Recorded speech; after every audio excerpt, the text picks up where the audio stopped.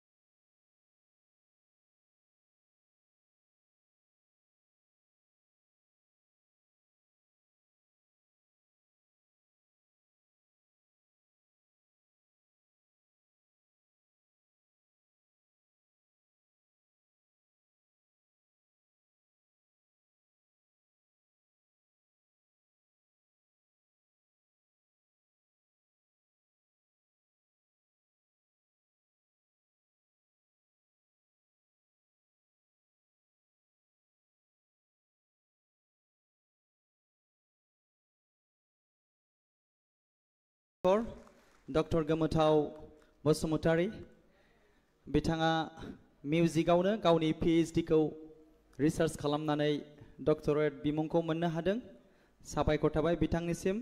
बिथाङा बेनि अनगायैबो गुबुन गुबुन दामजु दामनायावबो जोबोद आखा-फाखा बिथाङा सिफुंबो सुनो रोंगौ हारमनियामबो ताबलाबो बेबायदिनो गुबुन गुबुन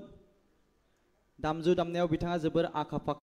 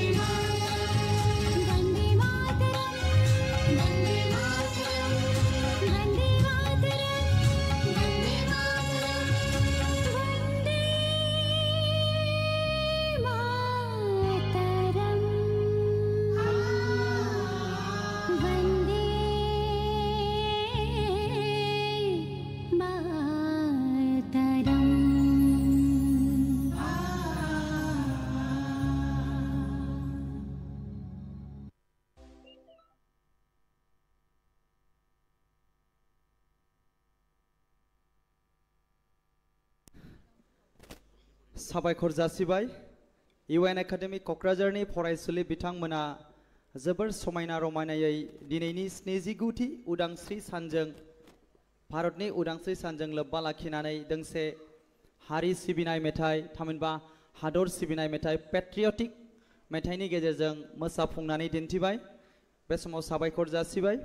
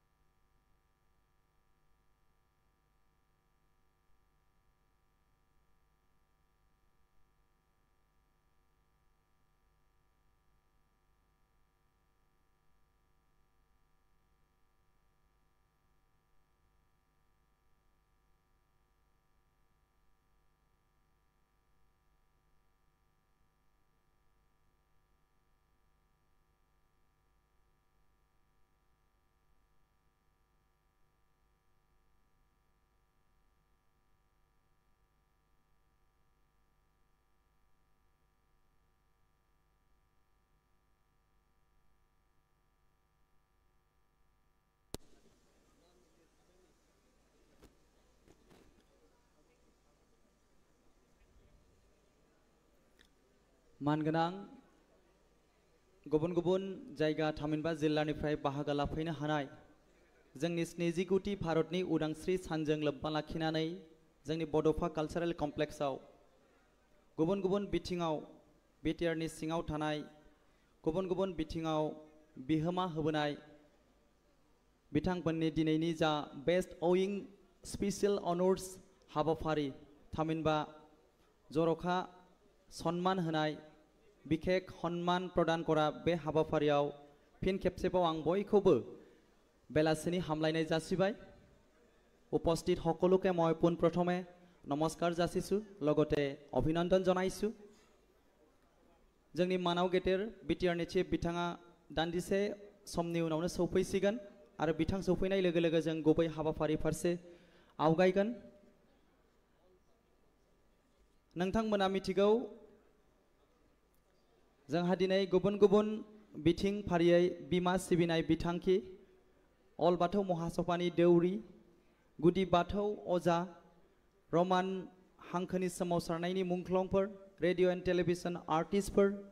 Bodoland movement ex worker association लोगोसे आथिखालनि मानाव गेदेर बिटिआरनि चिफ प्रमद बर'नि दैदेननायाव बड'लेण्ड हेपिनेस मिशनजों लोब्बा थानाय बिथांमोनखौ लोगोसे आगुनि फर्मार उडकाटार जायफोर बन दाननानै बा दंफां फालांगि मावनानै जिउ खुंदोंमोन बिथांमोनखौ जा सन्मान होनाय मान बावनाय थामहिनबा बरायनाय दिनैनि बे बेस्ट ओइं स्पेशल अनर्स हाबाफारियाव 79थि उदांस्रि सानजों लोब्बा लाखिना खुंनाय जाय थांखिखौ बिटिआरनि मानाव गेदेर चिफ प्रमद बर' बिथाङा खुंफुंनो लादों जानो हागौ बेवहाय जोंनि बड'फा कालचारेल कमप्लेक्सआव गुबुन गुबुन फारियै गहपुरनिसिम हमनानै उदालगुरि क'क्राझार बाक्सा चिरां मोनफ्रोमबो जिल्लानिफ्राय बाहागो लाफैनो हानाय जोंनि आदै मादै आइ आफा बिदा फंबाय फिन खेबसेबाव बयनिसिमबो हामलायनायजों लोगोसे गिबियावनो बयखौबो बरायग्रोनानै लाबाय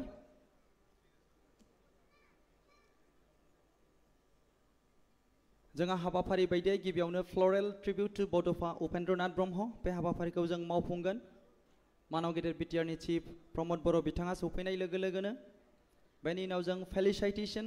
एन्ड इन्ट्रडक्शन थामहिनबा जौसाङाव बाहागो लाफैनो हानाय आलासि बिथांमोनखौ जों सिनायथि होगोन बेनि उनाव जोंहा बिटिसिनि प्रिन्सिपाल सेक्रेटारि बिथाङा बराय बिबुंथि लाखिगोन बेनि उनाव जोङो जाखांफु फालांगियारि मिस्टार नव बर' बिथांनि स्टार्टआप इनिशिएटिव्सनि जा मावफुंनाय फालांगियारि बिथिंनि हाबाफोर दङ बेखौ जोङो जोंनि स्क्रिनाव 5 मिनिटनि थाखाय डिसप्ले खालामगोन आरो बेनि उनाव जोंहा आथिखालनि बर' थुनलाइ आफादनि आफादगिरि बिथाङा बिबुंथि लाखिगोन। बेनि उनाव जोंहा समायना रमायना मोसानाय आरो बेनि उनावनो जों डिस्ट्रिबिउसन अफ चेक डेम' चेक्स बे हाबाफारिखौ जोङो फारियै मोनफानि उनाव मोनफा जोङो मोनफ्रोमबो बिथिंनि मोनफ्रोमबो केटेगरिनि बे चेक राननाय आरो साइटेशन बे हाबाफारिखौ जोङो मावफुंलांगोन। तो बे समाव जायफोर बाहेराव दङ थामहिनबा खना खनलायाव गसंनानै दङ बाहेरा फारसे बिथांमोनखौ आङो जोंनि अडिटोरियामनि सिङाव फैनानै गावबा गावनि जायगायाव मासिखौ लाफैनो थाखाय गुरैयै खावलायबाय। Thank you.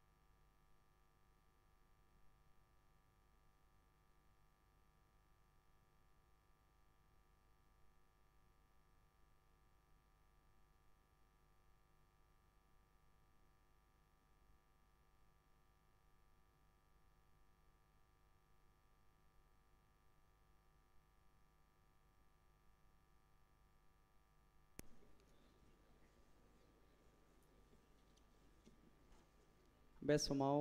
बिटिआरनि मानाव गेदेरथि प्रमद बर' बिथाङा सौफैबाय लोगोसेनो जौसाङाव बाहागो लानाय गुबुन गुबुन आलासि सार बिथांमोनखौ बड'फा उपेन्द्रनाथ ब्रह्मनि मुसुखायाव बिबार बावनाय हाबाफारियाव बाहागो लानो थाखाय आं गुरैयै खावलायबाय।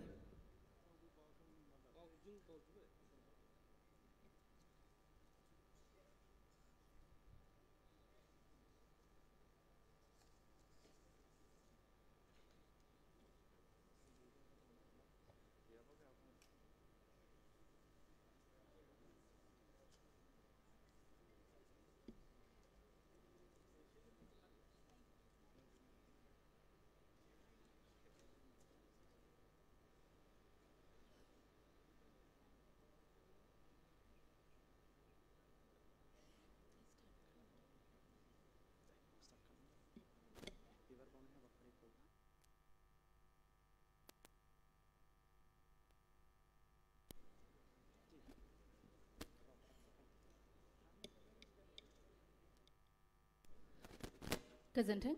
जों दानिया सिनायथिजों लोगोसे आलासि बरायनायनि हाबाफारिखौबो आखायाव लानो नागिरबाय। गिबियावनो जोङो जोंनि गाहाय आलासि मानगोनां बिटिआरनि गाहाय श्री प्रमद बर' सारखौ जोङो बरायग्रोनो नागिरदों गांसे आर'नाइजों। आङो फेलिसिटेशन टीमखौ सिगांबोनो थाखाय खावलायबाय।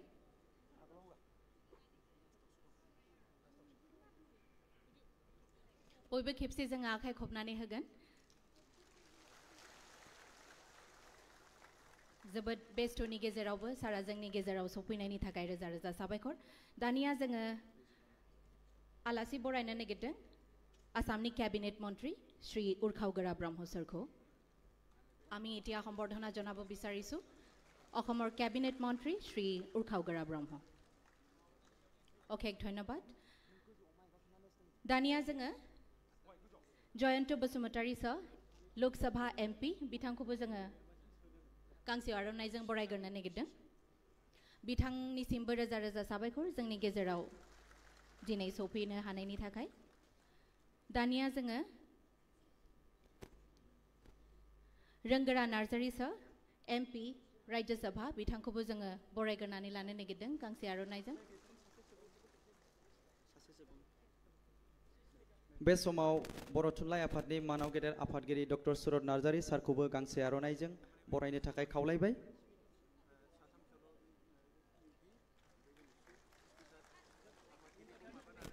मानाव गेदेर स्पिकार जोंनि कातिराम बर' सार बिथांखौबो थाबैनो गांसे आर'नाइजों बरायना लानो थाखाय खावलायबाय।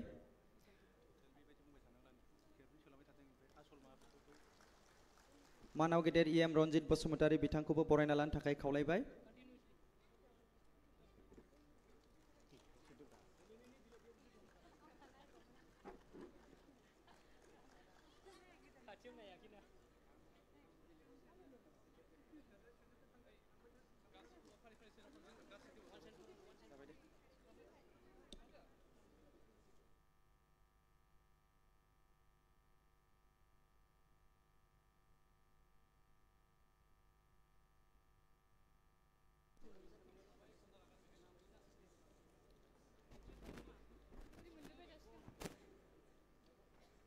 गासैबो आलासि बिथांमोननि मुंखौ मख'नायाव जोंहा गोबाव जागोन थामहिनबा गोलावथार लिस्ट दङ। बे हिसाबै जोङो बिथांमोनखौ खनसेयैनो आर'नाइ सोलांबाय थागोन।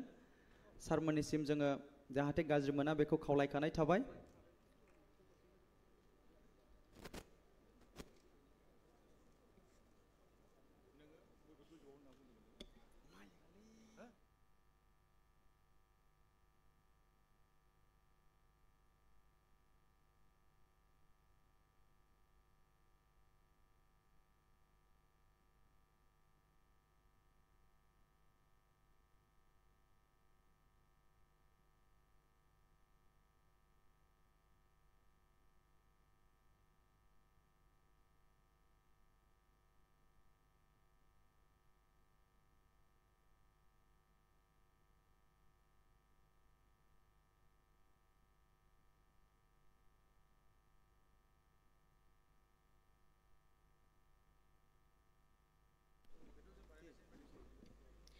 Moving ahead, may I now request our Principal Secretary, Shri Akash Deep, IS, to deliver the welcome address. Thank you, sir.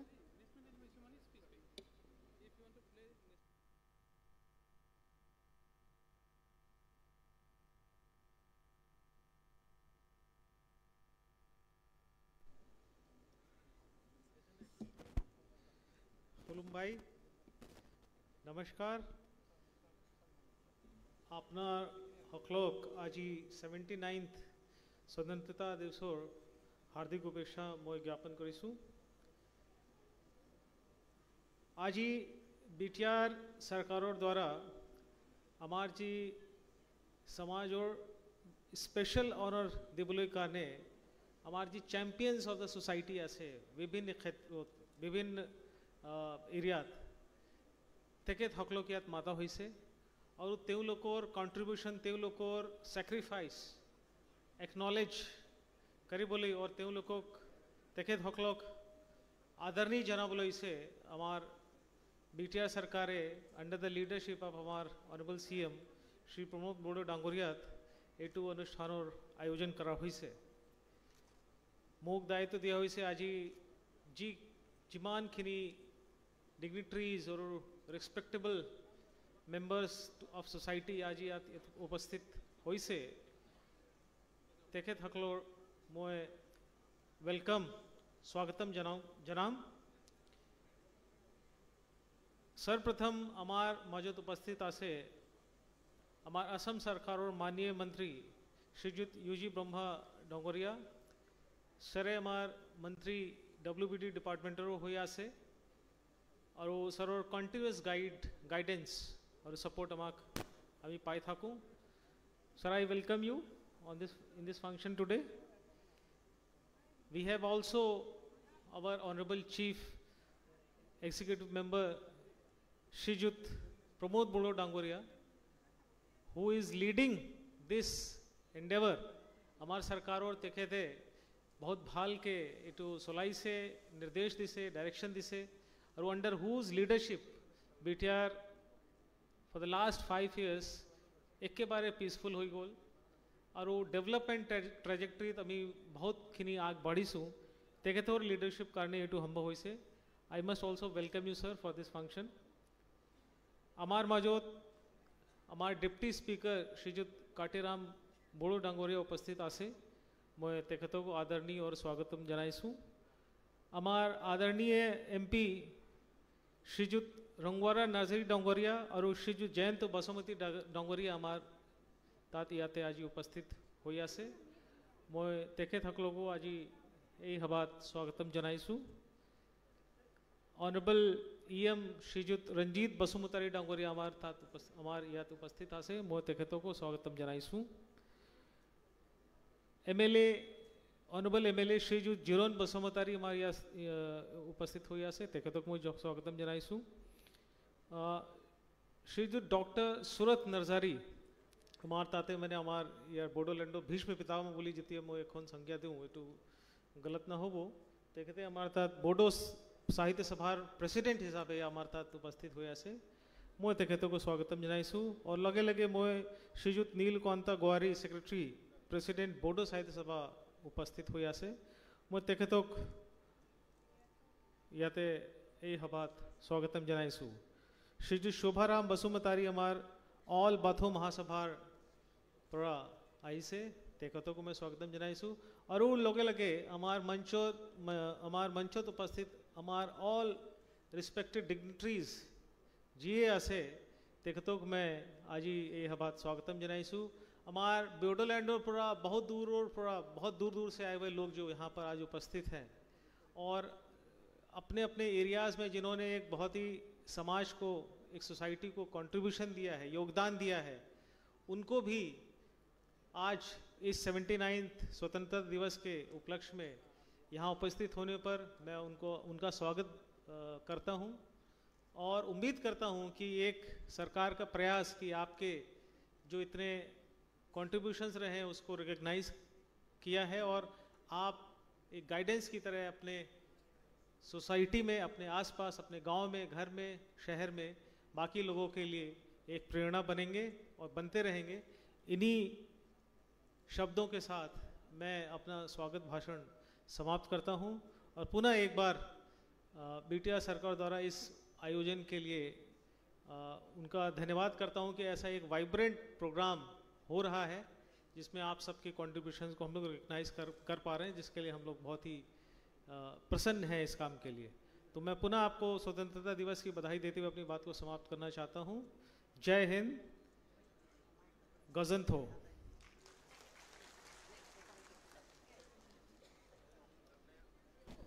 Thank you so much, Principal Secretary BTC Akashdeep IAS, for your welcome address. Thank you. मानगोनां रायजो राजा नोंथांमोन, बे समाव जोंनि गेजेराव जिहेस्केल कारजि बिथाङा दोंसे मिलौदो मेथाइनि देंखो दामफैगोन, बिथांखौ थाबैनो फैनानै मावफुंफैनो खावलायबाय। आरो बिथांनि उनावनो जोंहा मानाव गेदेर रोनगोरा नार्जारी, लकसभानि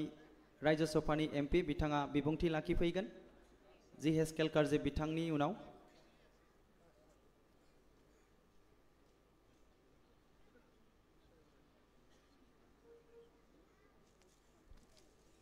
শ্ৰদ্ধেয় ৰাইজ, এয়া আপোনালোকৰ সন্মুখত জেহিস্কেল কাৰ্জি তেওঁ চেক্সাফোন বজাই আপোনালোকৰ সন্মুখত শুনাব বিচাৰিছে। সকলোৱে হাত চাপৰি দিব তেখেতৰ বাবে। খুব ধুনীয়া প্ৰস্তুতি হ'বলৈ গৈ আছে। ধন্যবাদ।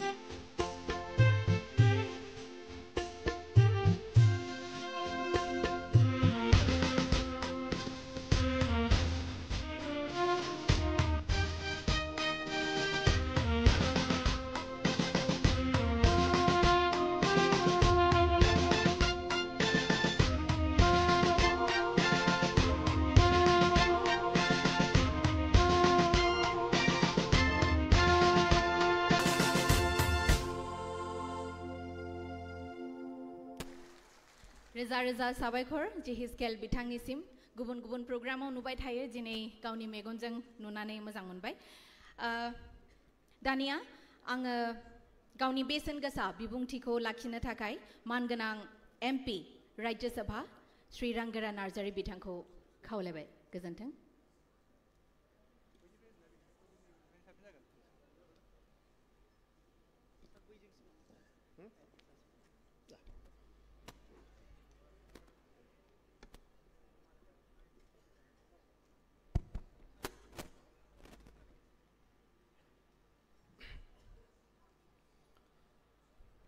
खुलुमबाय दिनै भारत हादरनि 79थि उदांस्रि सान 15 आगस्ट बे गोथार बुब्लिजों सोमोन्दो लाखिनानै जोंनि बिटिसि सरकारा बिटिसिनि सिङाव थानाय गोबां जोंनि माखासे गेदेमाफोरखौ जुनियायै सिबिनायनि जे हाबाफारि बे हाबाफारियाव दिनै बेवहाय बाहागो लानाय जोंनि बड'लेण्डनि गाहाय मानगोनां प्रमद बर' बिथां बेवहाय बाहागो लानाय आसामनि मन्त्रि मानगोनां उरखाव गोरा ब्रह्म बिथां लकसभानि एमपि जयन्त बसुमतारी बिथां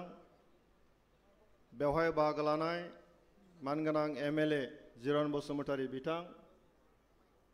इएम नीलुत बसुमतारी बिथां इएम सजल सिंह बिथां बेवहाय बाहागो लानाय इएम रन्जित बसुमतारी बिथां जोंनि बर'निनो आगोमा आफाद बर' थुनलाइ आफादनि आफादगिरि मानगोनां सुरत नार्जारी बिथां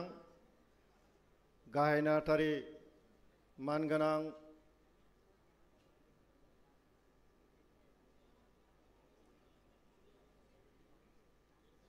नीलकान्त गयारी बिथां मानगोनां जोंनि बेवहाय बाहागो लानाय एमएलए बिथांमोन गुबुन गुबुन गौथुमनि दैदेनगिरि बिथांमोन दिनै बेवहाय बाहागो लानाय जोंनि मुंख्लंफोरनि बिमा आइमोन बाथौ महासभानि दौरि बिथांमोन गुदि बाथौ आफादनि अजा बिथांमोन रमान हांखोनि समावहाय मुंख्लं जालांनाय न'खरनि मानगोनां बिथांमोन रेडिअ आरो टेलिभिजन आर्टिस्टनि मानगोनां आर्टिस्ट बिथांमोन बड'लेण्ड मुभमेन्ट एक्स वार्कार्स बड'लेण्ड सोमावसारनि आगुनि मावथि बिथांमोननि बेवहाय दंफैयो आरोबाव सिखोना जोहोलाव हायुङारि जि मोनसे रिजार्भ पार्क बेजों सोमोन्दो गोनां गोबां माखासे गेदेमाफोर बेवहाय बाहागो लाफैदों आरो बेवहायनो हाग्रा ओनसोलाव थानानै रायजो जानाय गोबां सुबुंफोर बेवहाय दंफैयो बेवहाय दङ अल आसाम स्टुडेन्टस इउनियननि मुंख्लं जालांनाय न'खरनि सुबुंफोर अल आसाम सावथाल स्टुडेन्टस इउनियननि गोबां माखासे मुंख्लं जालांनाय सुबुंफोर बेवहाय दंफैयो गरखा कमिउनिटिनि गोबां माखासे मुंख्लं जानाय सुबुंफोर बेवहाय दंफैयो आरो बेनि अनगायैबो जोंनि बड'लेण्डनि सिङावहाय भारत सरकारनि स्टार्टआप जि मोनसे स्किम गावगाबागाव थांनानै थानायनि मोनसे राहा हिसाबै जि फालांगिरि जागायजेनग्रा सुबुंफोर बेवहाय दंफैयो गासैहाय जोंनि बड'लेण्डआव मुंख्लं जालांनाय बिमा बिफाफोरखौ लाफानानै जोङो 12था मोनसे जोंनि आगोमा समाजनि आगोमा नोंथांमोनखौ बिटिसि सरकारा जुनियायै जि बरायनाय जि हाबाफारि बेवहाय बाहागो लानाय साफ्रोमबो नोंथांमोननिसिम आंनि खुलुमनाय सिबिनाय आरो गाहाम हामलायनायखौ आं बावहरो সকললৈ মোৰ তৰফৰ পৰা আন্তৰিক অভিনন্দন শুভেচ্ছা মই জনাইছোঁ दिनै उदांस्रि सान आरो बे बुब्लियावनो बिटिसि सरकारनिफ्राय नोंथांमोन गासैखौबो दिनै नैबे जौसाङाव लेंहरनानै जोङो एखुथायै मान होनो नागिरदों आरो बे मान होनो लानाय जे हाबाफारि बेखौ साननानै मावफुंनायनि थाखाय आङो बयनिबो जानानै जोंनि बिटिसिनि गाहाय प्रमद बर' बिथांनिसिम आङो रोजा रोजा साबायखर बावो आरो जाय सुबुंफ्रा जोंनि समाजनिफ्राय मुंख्लं जालांबाय जिउ गोमालांबाय बिथांमोननिसिमबो आं इसोरनि खाथियाव आरज गाबो जे बिथांमोननि जिउमाया जाहाथे आला गोजोनै इसोरनि खाथियाव थाहैनो हायो। दिनै नोंथांमोन बयखौबो बे बुब्लियाव गोजोन बुब्लियाव लोगो मोननानै खोब गोजोननाय मोनदों आरो मोनसे जुनिया मोनसे बारहावा आबहावा आं बेवहाय नुनो मोनदों। जोङो बड'लेण्डखौ लानानै गोबां जोङो आन्दलन खालामबोबाय जागायबाय जोंनि गेदेमाफ्रा गेजेर ससेयाव जों बयबो बाहागो लाबाय गोबां जोङो खस्थ' मोनबाय राजा लामायाव जों जथेबाय रेल लामायाव जों जथेबाय 12 घन्टा 20 घन्टा गोबां घन्टा जोङो आन्दलन फोसावनानै जों आन्दलनाव जों बयबो बाहागो लाबोदों आरो बे आन्दलन समावहाय गोबां माखासे जानाङै जाथायफ्रा जालांबाय सरकारनि फारसेनिफ्रायबो जोंनि सायाव जुलुमबाजि जालांबाय जोंनि गेजेरावबो जों गोबां जाहोनाव भुल बुजाबुजिनि गेजेरजों माखासे गोबां जाथाय जालांबाय आरो बिदिनो जोंनि आन्दलना फैदों। दा फैयै फैयै आन्दलना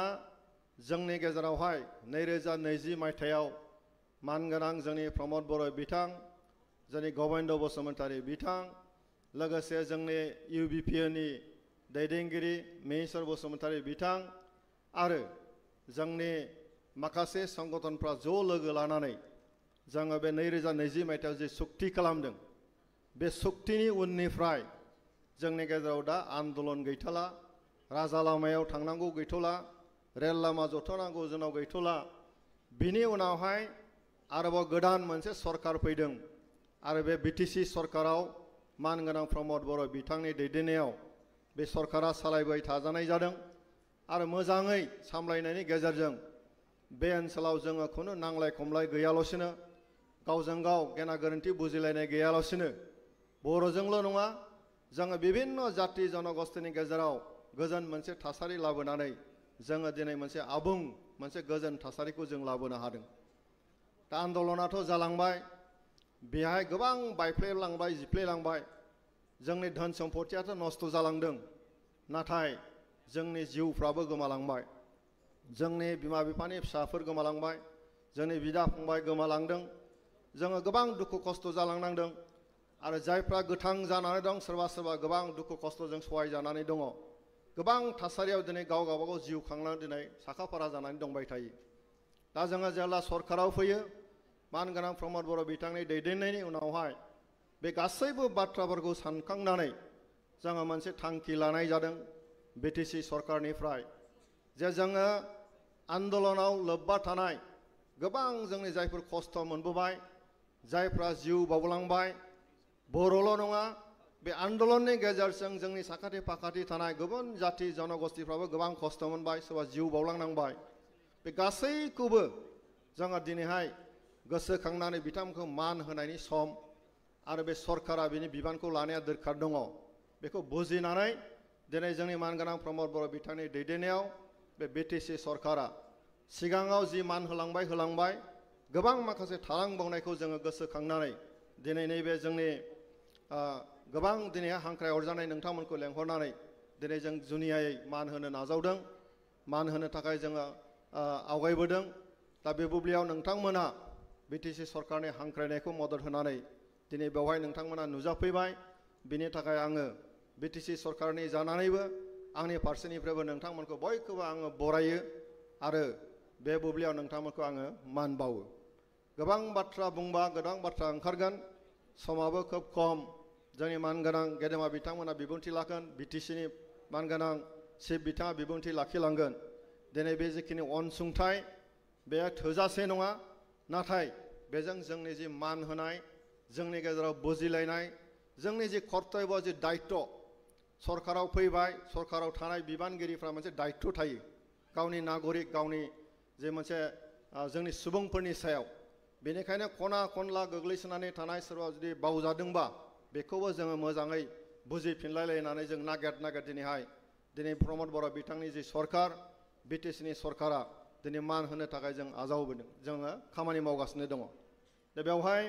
बिमा सिबिनाय बिथांखि लानाय जादों बे बिमा सिबिनाय जे बिथांखिया बिराद गिदिर मोनसे बिथांखि जोङो दिनै हिसाब खालामदों जे 5,000 सुबुं थैलांबाय होननानै जों बुङो दिनै बे मुंख्लंफोरनि मुङै सरकारि हिसाबै दायित्वखौ पालन खालामनानै गोबां नङाबाबो जोङो एफा रांनि अनसुंथाइ होनो हादों नाथाय माखासे सुबुंफोरखौ जों नुदों फिसा फिसौ गैला बिमाफ्रा दिनै खस्थ' खालामनानै दङ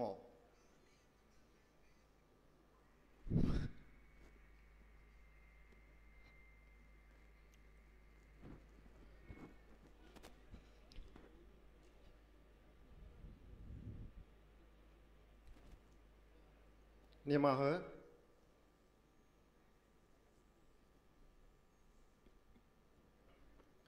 मुंख्लंफोरनि गोबां बिमाफोर दङ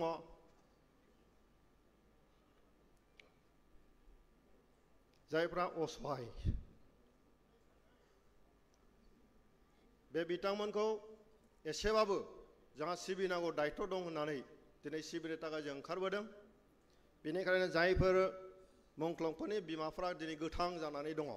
आं बिथांमोनखौ आंनि फारसेनिफ्राय आंनि खुलुमनायखौ आङो बावहरो आरो एसेबाबो जे अनसुंथाइ मोनदों बेखौ जाहाथे आजावनानै लायो आं बेखौ खावलायगोन আজি আমি সকলোৱে উপলব্ধি কৰিছোঁ 2020 চনৰ পৰা যেটো আমাৰ বৰ্ডাৰলাইনৰ পৰিৱেশ আমি পাইছোঁ বিগত আন্দোলনৰ সময়ছোৱাত হয় বড়োসকলে আন্দোলন কৰিছে বড়োসকলৰ নেতৃত্বৰ আন্দোলন এটা চলিছিল যেতিয়া আন্দোলন চলিছিল তেতিয়া বড়োৰ মাজতো এটা ভুল বুজাবুজি হৈছিল আৰু বড়োৰ লগতে আমাৰ ওচৰত থকা বিভিন্ন জাতি জনগোষ্ঠীৰ মাজতো আন্দোলনৰ প্ৰভাৱটো ডাঙৰকৈ পৰিছিল কিন্তু আমি দেখিবলৈ পাইছোঁ এই আন্দোলনৰ সময়ছোৱাত বড়োসকলৰ আন্দোলনৰ আগুৱাই লৈ যোৱাৰ ক্ষেত্ৰত আমাৰ অঞ্চলৰ বসবাস কৰা সকলো জাতি জনগোষ্ঠীয়ে সকলোৱে আমাক সহায় কৰিছে কেতিয়াবা পুলিচৰ পৰা অপাৰেশ্যন যদি কৰা হয় আমি আদিবাসী গাঁৱত আমাৰ আন্দোলনকাৰীসকলে সময় কাটিছিল আশ্ৰয় লৈছিলে গোৰ্খা গাঁৱত আশ্ৰয় লোৱা হৈছিল বেংগলী গাঁৱত আশ্ৰয় লোৱা হৈছিল মুছলমানৰ ঘৰত আশ্ৰয় লোৱা হৈছিল তেনেকৈ আমাৰ আন্দোলনবিলাক হৈ আহিছিল এই কথাখিনি আমি আন্দোলনকাৰী হিচাপে আমি উপলব্ধি কৰোঁ যে গতিকে আজি আন্দোলন সমাপ্ত হৈ গ'ল আমাৰ মাজত এটা পৰিৱেশ আমি পালোঁ এতিয়া 35 লক্ষ জনসাধাৰণ 26টা জনগোষ্ঠী আমি একেলগে এই অঞ্চলৰ শান্তিৰে জীয়াই থকাৰ কাৰণে আমি চিন্তা কৰিছোঁ তো গতিকে আজি আমাৰ প্ৰমোদ বড়ো ডাঙৰীয়াৰ নেতৃত্বত এই চৰকাৰখনে আমাৰ নাগৰিকৰ ওপৰত যিটো দায়বদ্ধতা আমাৰ কৰ্তব্য আমি পালন কৰিবলৈ গৈ আছোঁ গতিকে মই অনুৰোধ কৰিম আমাৰ বিটিআৰ বাকী ৰাইজক আমি সকলোৱে আহক যি হল বিগত সময়ছোৱাত আমাৰ মাজত বিভিন্ন ধৰণৰ ভুল বুজাবুজি হৈ গ'ল আমাৰ মাজত বিভিন্ন এটা সংঘাতময় পৰিৱেশ হৈ গ'ল কিন্তু আজি আমি শান্তিময় এটা পৰিৱেশ আমি পাইছোঁ এই শান্তিময় পৰিৱেশটো আমি সদায় জীয়াই ৰাখিবৰ কাৰণে আমি সকলোৱে সহযোগ কৰিব লাগিব সেইকাৰণে আজি এটা সকলোৰ মাজত এটা বন্ধনৰে যাতে আমি সুস্থ বিটিআৰ শান্তি বিটিআৰ ভৱিষ্যত বিটিআৰটো আমি ঠিক কৰিবৰ কাৰণে একবদ্ধ হৈ আমি যাতে কাম কৰিব পাৰোঁ সেইটোকে মই কামনা কৰিছোঁ মই বিশেষ ক'ব বিচৰা নাই আজি খুব ভাল লাগিছে আমাৰ অল আছাম ষ্টুডেণ্টছ ইউনিয়নৰ দিনত যিসকলে শ্বহীদ হৈছিলে তেওঁলোকৰ আমাৰ বৰ্ডাৰলাইন অঞ্চলত যিসকল আছে তেওঁলোককো সন্মান জনোৱাৰ কাৰণে আজি ইয়াত ব্যৱস্থা কৰা হৈছে অল আছাম চাউথাৰ্ণ ষ্টুডেণ্টছ ইউনিয়নৰ তৰফৰ পৰা যিসকল শ্বহীদ হৈছে তেওঁলোকক আমাক জনোৱাৰ কাৰণে BTC চৰকাৰক জনোৱাৰ কাৰণে তেওঁলোকক সন্মান জনোৱাৰ কাৰণে আমি চিন্তা কৰিছোঁ আৰু আমি দেখিছোঁ গোৰ্খা সম্প্ৰদায়ৰ পৰা বহুত আছে তেনেকৈ যিসকল আমাৰ অঞ্চলত বসবাস কৰা জাতি জনগোষ্ঠীৰ আমাৰ বড়োলেণ্ডৰ লগত জড়িত আৰু অন্য নিজৰ স্বজাতীয় নিৰাপত্তা ইয়াৰ কাৰণে কাম কৰাৰ সময়ত নিজৰ জীৱন আহুতি দিব লগা হ'ল তেওঁলোকক আমি সন্মান জনোৱাৰ কাৰণে আজি ব্যৱস্থাটো কৰা হয় তো গতিকে মই সকলোকে অনুৰোধ কৰিছোঁ আহক আমি একেলগে সুন্দৰ এটা বিটিআৰ শান্তিৰ বিটিআৰ একে শান্তিময় বিটিআৰ আমি সকলোৱে এই অঞ্চলখন আমি গঢ়ি তুলিব লাগিব এই অঞ্চলতে আমি বসবাস কৰিছোঁ ইয়াতে আমাৰ জন্ম ইয়াতে আমি মৃত্যুবৰণ কৰিম গতিকে আমাৰ অঞ্চল হিচাপে উন্নত এটা বিটিআৰ গঢ়ি তুলিবৰ কাৰণে আমি সকলোৱে একবদ্ধ হ'ব লাগিব আজি ভাৰত স্বাধীনতা আজি 75 বছৰ পাৰ হৈ পেলাই আজি 79 বছৰ হৈ গ'ল ভাৰতে এতিয়া সংকল্প লৈছে 2047 লৈকে ভাৰত এটা বিকশিত ভাৰত হিচাপে আমি গঢ়ি তুলিব লাগিব ভাৰতে আজি সপোন লৈ পেলাই কাম কৰিছে অসম চৰকাৰতো অসম চৰকাৰৰ নেতৃত্বত মাননীয় হেমন্ত বিশ্ব শৰ্মা ডাঙৰীয়াৰ নেতৃত্বত অসমখন আমাৰ ভাৰতৰ ভিতৰত যিমান ৰাজ্য আছে ইয়াৰে 5টা ৰাজ্যৰ উন্নত ৰাজ্য হিচাপে আমাৰ অসমখন কাম কৰিবৰ কাৰণে তেখেতে এতিয়া অহৰহৰ কাম কৰি আছে অসমখন আগুৱাই লৈ যাবৰ কাৰণে কাম কৰি আছে ঠিক তেনেকৈ আজি আমি বিটিআৰ বাকী হিচাপে প্ৰমোদ বড়ো ডাঙৰীয়াৰ নেতৃত্বত শান্তিৰে আমাৰ এই অঞ্চলখন এটা উন্নত বিটিআৰ হিচাপে গঢ়ি তুলিবৰ কাৰণে আমি কাম কৰিব লাগিব আৰু হেতু যদি সফল যদি কৰিব লাগিলে আমি বিটিআৰ নাগৰিক হিচাপে আমি সকলোৱে একবদ্ধভাৱে আমি কাম কৰিব লাগিব তো बेखिनियाव आं गोलाव बाथ्राखौ बुंनो लुबैला जे जोंनि मानगोनां बाथौ धोरोमनि दौरिफ्रा जथेस्थ माने समाज सिबिनायाव समाजखौ गुबुंलेनिफ्राय गोग्गो खालामनायाव जथेस्थ बिहोमा दङ जोंनि अजाफ्रा गोबां बिहोमा दङ बिथांमोनखौबो दिनै जोङो मान होनो थाखाय आवगायबोदों आरो जायफोर रेडिअ आर्टिस्टफोर दङ टेलिभिजन आर्टिस्टफोर दङ बिथांमोना सिरि सिरिनि जोंनि समाजखौ जोंनि हारिमु जोंनि सुबुंनि जे माखासे मेथाइफोर बेखौ जेरैबायदि लाखिनानै दिनै जौगाबोबाय थादों बिथांमोनाबो जथेस्थ बिहोमा दङ बिथांमोनखौबो जों दिनैहाय मान होनो दिनै ओंखारबोदों बेनि अनगायैबो मुभमेन्टआव थानाय गोबां खामानि मावग्रा बिथांमोनखौबो जों दिनैहाय मान होनो नागिरदों बे बुब्लियावहाय नोंथांमोनखौ लेंहरनाय जादों गतिके आं मिजिंथिदों जों बयबो एफा एफायैनो बेबायदिनो जोथोन लालायलायोबा जोंनि गेजेराव निश्चय अनलायनाया गोजोर जागोन आरो जोंनि गेजेराव निश्चय जोङो बयजोंबो मोजां मोनलायनानै जोङो गावजों गाव अनलायनानै जोंनि समाजखौ जों दानो हागोन आं गोलाव बाथ्राखौ बुंला बे गासैबो हाबाफारिनि थाखाय बे गेदेरथार हाबाफारि हिसाबै आङो साननो लुबैयो आरो जेसेबां आङो सरकारनि माखासे आसनि नुदों बे सरकारि आसनिनि बेलायावहाय खालि डेभेलपमेन्ट लामा बान्दोनि थाखायल' सिन्था खालामनाय जायो खिन्थु जायफ्रा बे ओनसोलनि थाखाय बे समाजनि थाखाय बेखौ नोङो मोजाङै जौगाहोनांगौनि थाखाय भबिष्यत जोंनि फिसा फिसौखौ थिग खालामनांगौनि थाखाय जायफ्रा दिनै आन्दलन खालामबोबाय बे आन्दलनजों लोगोसेनो जायफ्रा दिनैहाय गोबां माखासे खस्थ' भुगिनांबाय बे सुबुंफोरखौ एखमबा एखमबा जोंनि समाजनिफ्राय जों एसे बावनाय बायदि जायो नाथाय दिनैहाय बे बिटिसि सरकारा बे गासैबो बिथिङाव सिन्था खालामनानै जोंनि गेजेराव जेरैबायदि मोनसे थासारि लाबोबाय भबिष्यत आं सानो जोंनि गेजेराव बेबायदि हाबाफारिया अनलायनाय लाबोगोन आरो अनलायनाया गोजोर जागोन आरो मोनसे गोग्गो समाज दानायाव जोंखौ मदद होगोन आं बयनिसिमबो आंनि खुलुमनाय सिबिनायखौ बावनानै बे बुब्लियाव आंनि बुंनायखौ फोजोबबाय गोजोन्थों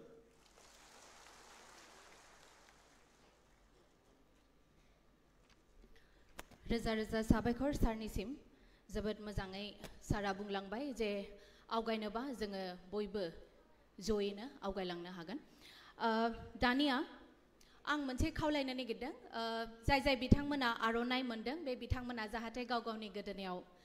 आर'नाइखौ लायो गुरैयै खावलायहरनाय जाबाय मोजांबो नुगोन समायगोनबो गोजोन्थों दानिया आङो गावनि बेसेन गोसा बिबुंथिखौ होनो थाखाय डक्टर सुरत नार्जारी सर प्रेसिडेंट बडो साहित्य सभा बिथांखौ आङो गुरैयै खावलायबाय गोजोन्थों এতিয়া মই নিজৰ বহুমূল্য ভাষণ দাঙি ধৰিবলৈ সুরত নাৰ্জাৰী ডক্টৰ সুরত নাৰ্জাৰী সভাপতি বডো সাহিত্য সভা তেখেতক বিনম্ৰ অনুৰোধ জনাইছোঁ ধন্যবাদ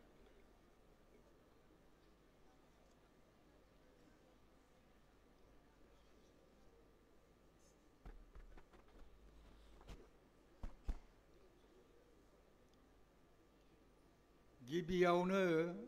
आङो आंनि गोसो गोरबो सिंनिफ्राय बयखौबो आंनि खुलुमनाय आंनि मोजां मोननायखौ आङो फोरमायग्रोबाय जासिहरग्रोबाय नोंथांमोनहा गोमोनो नाङा दिनैनि बे 79थि उदांस्रि माने दिन फालिनायाव मानिनां प्रमोद बर'नि दैदेननायाव बिथांनि सरकारा दिनैनि बे ओंथिगोनां हाबाफारिखौ बिथाङा आखायाव लादों आरो बेनि थाखायनो आङो बिथांखौ गिबियावनो आंनि गोसो सिंनिफ्राय आंनि मानिनाय आंनि सिबिनायखौ लाफादेरनानै बिथांखौ आं साबायखर बावग्रोबाय। मानो होननानै बुङोबा जाय बाथ्राफ्रा इसिबां ओंथि गोनां जायखौ लानानै जोङो गोर्बो खालामनांगौ जायखौ लानानै जोंनि गोसो गोरबोआव दुखु दाहा हाबनानै दङमोन जि जिनिसखौ जोङो मावनो हायाखै जेखौ फोरमायनो हायाखै बे हाबाखौ बिथाङा आखायाव लानानै बिराद माने गेदेर हाबा मावदों होननानै आङो सानो। दा नोंथांमोनहा बेहायनो आं नोंथांमोनखौ फोरमायनो नागिरदों बे हाबाफारिया मानि थाखाय ओंथि गोनां। गिबियावनो बिथाङा बिमा सिबिनाय बिथांखि बेखौ लादों आरो बे जोंनि बर' बिमाफोरखौ फुजिनायनि मानिनायनि बे हाबाफारिखौ बिथाङा लादों। जोङो जोहोलाव नीलेश्वर ब्रह्मनि मेथाइयाव खोनानो मोन्दोंमोन जे जोंनि बर' बिमाया जोंनि डिमापुरि बिमाया बिथाङा उन्दुगादुरि बिथाङा फिसाखौ थिग मथ' खांनो रोङाखैमोन जोंनि बर' बिमाया। नाथाय जेब्लानाखि जोङो बर' मुभमेन्टनि खोथा एबा रमान स्क्रिप्टनि आन्दलननि समाव जोंनि बर' फिसाया गावथारजादोंमोन थैनांगौ होननानै मिथिनायावबो गावथारगोन होननानै मिथिनायावबो बे बर' हारिनि रैखाथिनि थाखाय जे हाबाफारियाव बिथांमोनहा ओंखारबोदों बिथांमोनहा जोङो मानिनांगौ आरो बिनिफ्राय रासिन मानिबावनांगौ। जाय बिमाफ्रा बे जोहोलावफोरखौ जोनोम होदोंमोन बे बिथांमोनखौ जों जुदि गोसोखाङाबा बिथांमोनखौ जों जुदि सनमान होआबा जोंहा पाप जागोन। जों बेहायनो बुजिनो हादों बर' बिमाया उन्दुगादुरि नङा बर' बिमाया आनकनसास नङा बिथांमोनाबो जोहोलाव फिसा जोनोम होलांदों जोहोलाव फिसा जोनोम होगासिनो दङ। बेनिखायनो बे हाबाफारिनि थाखाय आङो अरायबो आंनि माने साबायखर आं बावो। बिथाङा आरो बिनिफ्राय लाबावदों जोङो दौरिफोरखौ दौरि अफलि बाथौ महासभा आरो बे अजाफोरनि खोथा गुदि बाथौनि अजाफोर बिथांमोनखौबो जोंहा मानिनांगौ हाबाया दं। मानो होनबा बर' हारिया मोनफा मोनफा मुगायाव जोङो दावहा नांबोनानै जेरै मेरै जानाय लेथेर फेथेर जानानै फैदों। बे लेथेर फेथेर जानाय समावबो जोंहा जे माबा मोनसे सिभिलाइजेसन सोदोमस्रि दङमोन जोंहा जे धोरोम दङमोन आसार खान्थि दंमोन बेखौ जेबो माने बुंनो थाङोबा उल्था मोनसे परिबेसनि गेजेरावबाबो माखासे ओरैबायदि मानसि जोंनि गेजेराव दंमोन जायफ्रा बे हारिमु धोरोम बेखौ हमथानानै लाखिबोदों आरो बिनिखायसो दिनै जोंनि गोदो जोंनि आइ आफाया जोंनि पुर्ब पुरुषा जेखौ जों मानिदोंमोन जायखौ लानानै जों बाहादुरि खालामदोंमोन जायखौ लानानै जोङो दुनियाव गेदेमा हारि होननानै सिनायथि होदोंमोन बिथांमोनहा बेखौ ओंखायनो आंनि थाखाय बिथांमोनहाबो शिरनमस्य आरो प्रमद बर' सरकारा दिनै बे बाथ्राखौ गोसोखांनानै जे बिथांखौ सनमान होनो नागिरदों आं बिथांखौ ओंखायनो आं खर' गंग्लायो। दा बिनि उनाव जोङो रेडिअ आरो टेलिभिसननि बाथ्रा फैबावबाय जुगा जे अरायबो माने सोलायबाय थायो गुस्लायबाय थायो। जोंनि आगोलनि जे फक स्टेजाव जों जे मोसायोमोन हारिमु महरै जोंनि आबै आबौफ्रा खिन्थु जुगा परिबर्तन जानाय लोगो लोगो जोङो दिनै जेसेबां दुनियाव जोंखौ फोसाव खालामग्रा गोदान टेकनिकजों गोदान आवगायनायजों जोङो आगान सुरफानानै जों दिन्थिनांगौ। बेयावबो माखासे जोंनि आर्टिस्टफ्रा जे बेयाव आवगायनानै फैनानै जोङो बेखौ आगान सुरफानो हादों बिथांमोनहाबो जोंनि नमस्य बेक्ति जोंनि सिबिजाथाव मानसिफोर। आरो नुनो मोनो मोनसे दंबायो जे बिभिन्न समाव जोङो इसिबां गन्दगलनि गेजेराव जेरावबो दावराव दावसि जेरावबो खारखाव खारसि बेनि गेजेरावबो माखासे मानसि दंमोन जायफ्रा सान्तिनि खामानिखौ मावबोदों बेंथाबोदों हाखौ होबथाबोदों। बेबायदि हाबा मावनायाबो मोनसे बिथांमोननि सिटिजेनशिपनि खामानि हारिनि खामानिमोन आरो बिथांमोनखौबो बेवहाय सरजाबफादों बिथांमोनखौ मानिफादों। आरो गोदान बाथ्रा जाहैबाय जोंहा मोनसे बदनाम दं जे बर' हारिया बेबसाखौ खालामनाङा दा बै एन्टारप्रेनिउरशिपनि बाथ्राखौ जोङो बेसेबां जोङो जोंनि माबायाव हारिनि गेजेराव जि आखला गैयामोन जायनि थाखाय जोङो अरायबो रांखावरिजों गेरेबनानै मालायनि सिङाव थानांगोन जों दावगानो हायाखै शिक्षा होनो हायाखै गथ'फोरखौ दा बेयावबो जाय मानसिफ्रा खमैबाबो बिथांफ्रा बेबसाय खालामनायनि एन्टारप्रेनिउर फिसा फिसा बेबसा खालामदों बिथांमोनखौबो जों बरायनाया जोंनि मोनसे कर्तब्य जोंनि हाबाफारि होननानै आं सानना लायो जि बाथ्राखौ जोङो गोनांथि सानदों बे गोनांथि बाथ्राखौ दिनै बिटिसि सरकारा बेखौ आखायाव लादों आं बिनिखायनो बिथांखौ आरो रायजो राजाखौ आरोबाव आंनि खर' गंग्लायनायखौ आंनि मोजां मोननायखौ जासिनानै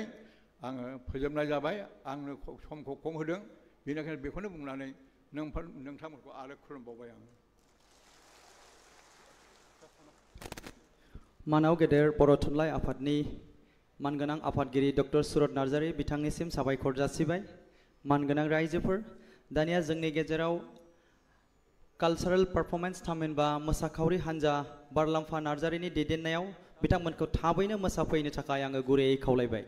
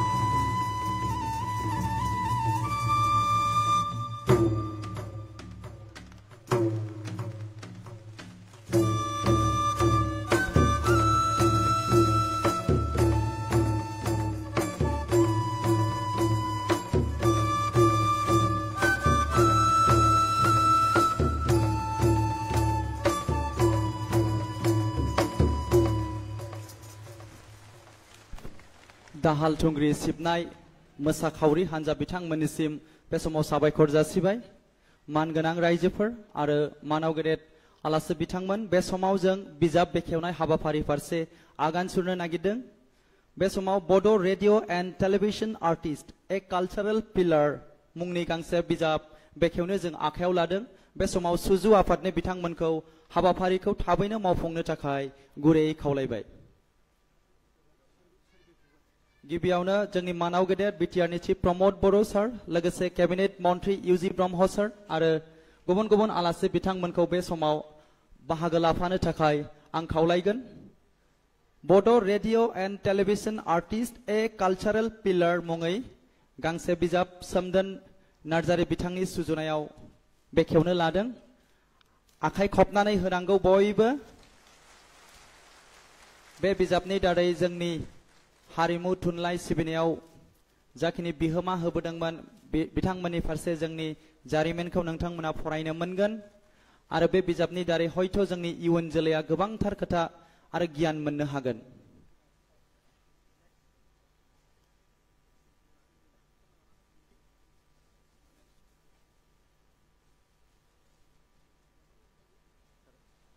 थैंक यू साबायखर जासिबाय सुजु आफाद आरो मानाव गेदेर सारमोननिसिम दानिया जोङो दिनैनि बेस्ट ओइंग स्पेशल अनर्स थामहिनबा बिखेक सन्मान जरखा सन्मान होनाय बे हाबाफारिनि गुबै हाबाफारि थामहिनबा distribution of cheques to various groups बे हाबाफारियाव आवगायदोनि गिबियावनो जोंहा बिमा सिबिनाय बिथांखिनि गासै 7 बिथांमोनखौ जोङो बे समाव चेक रानगोन जोंनि आलासि बिथांमोननि आखाइजों बिमा सिबिनाय बिथांखिनि पदुराम नार्जारी महात्मा नार्जारी किशोर नार्जारी खानज दैमारी सुजित नार्जारी आरो गहेन नार्जारी बिथांमोनखौ खनसेयैनो जौसाङाव गासैखौबो फैनो थाखाय आङो गुरैयै खावलायबाय I repeat पांडुराम नार्जारी, महात्मा नार्जारी, किशोर नार्जारी, कानज दैमारी, सुजित नार्जारी आरो गहेन नार्जारी जाय बिमा सिबिनाय बिथांखिनि सिङाव बिथांमोना दिनैनि बे 15 आगस्ट थामहिनबा 79थि भारतनि उदांस्रि सानजों लोब्बा लाखिनानै मानाव गेदेर बिटिआरनि चिफ प्रमद बर' बिथां सारनि सानखांनायजों खुंजानाय दिनैनि बे हाबाफारियाव बिथांमोनखौ जोङो सन्मान होनो थामहिनबा मान बावनाय बे हाबाफारिखौ लानाय जादों। बिथांमोननो जोङो गांसे गांसे आर'नाइ थामहिनबा साइटेशन आरो दामि चेक अफ रुपिस 12,000 12,000 रांनि चेक जों बिथांमोननो गथायनो आखायाव लादों। मानाव गेदेर बिटिआरनि चिफ प्रमद बर' सारनि दैदेननाय बिटिआर सरकारनि बिथिंनिफ्राय आखाइ खबनानै होनांगौ बयबो। पांडुराम नार्जारी, महात्मा नार्जारी, किशोर, कानज, सुजित आरो गहेन।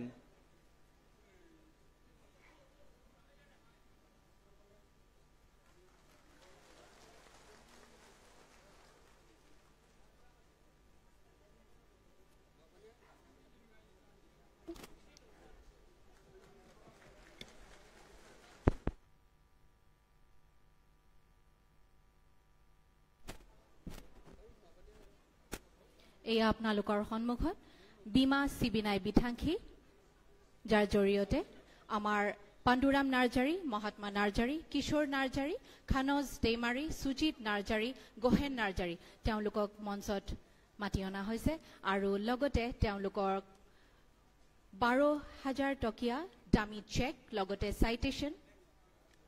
আৰু আৰণাই দি সম্বৰ্ধনা জনোৱা হৈছে। ধন্যবাদ। পৰৱৰ্তী কাৰ্যসূচীলৈ গৈ থাকো। Dania, dowries of all Mahasabha,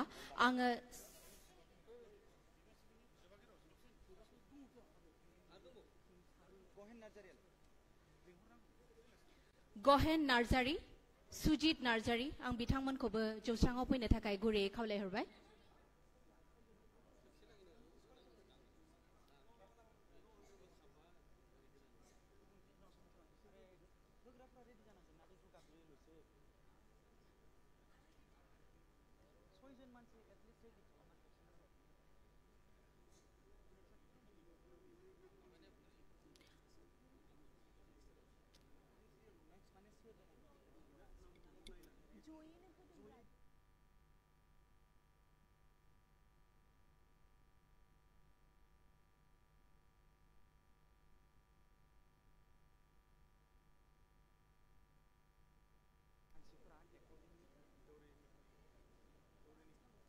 Reza Reza Sabaikor,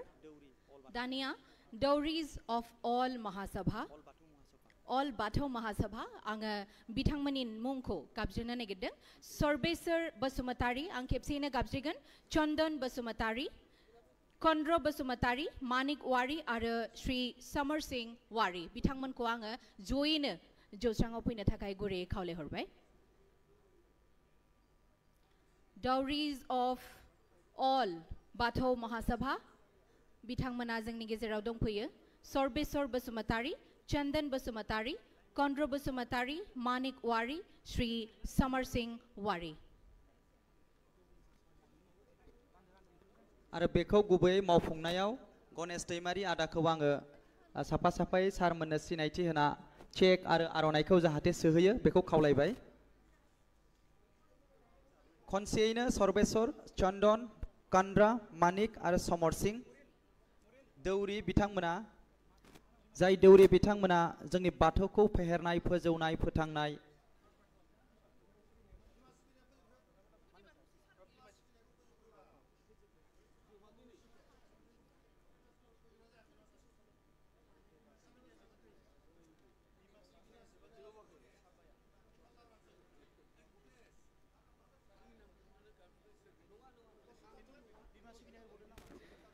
बिमा सिबिनायनि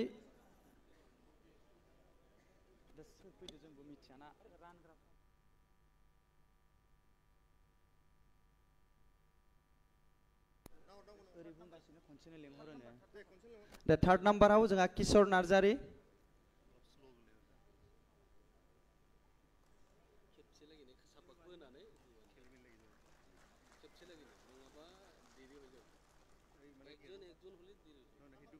Number 4, Kanos Deimari, Sujit Narjari, Gohen Narjari.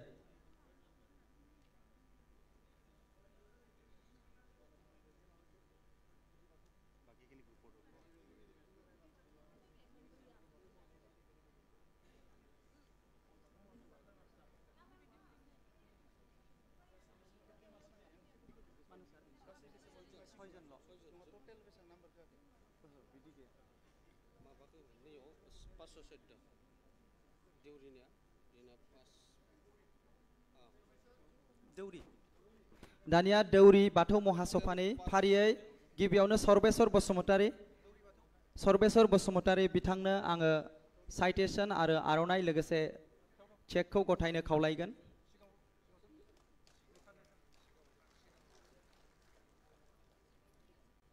सर्वेश्वरनि उनाव जोंहा चन्दन बसुमतारी,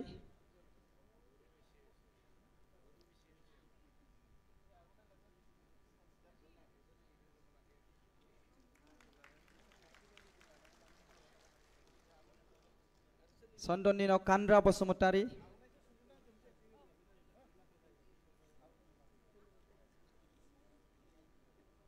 कान्द्रा बसुमतारी, कान्द्रानि उनाव जोंहा दङ मानिक वारी,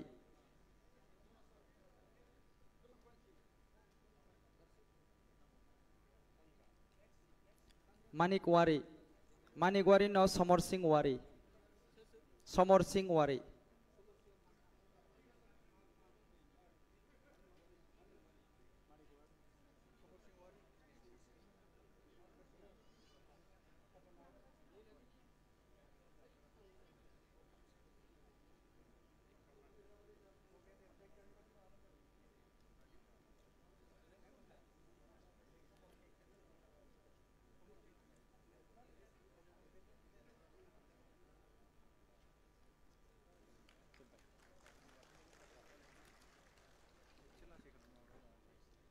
दानिया गुदि बाथौ अजा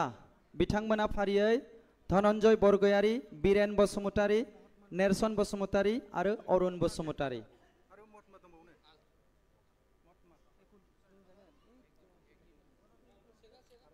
गुदि बाथौ अजा बिथाङा जाहैबाय धनन्जय बरगयारी।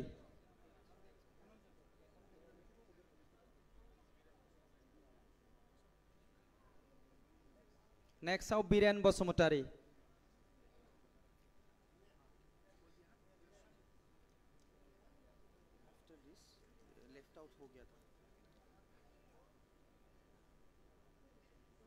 नेक्स्टआव नेरसन बसुमतारी।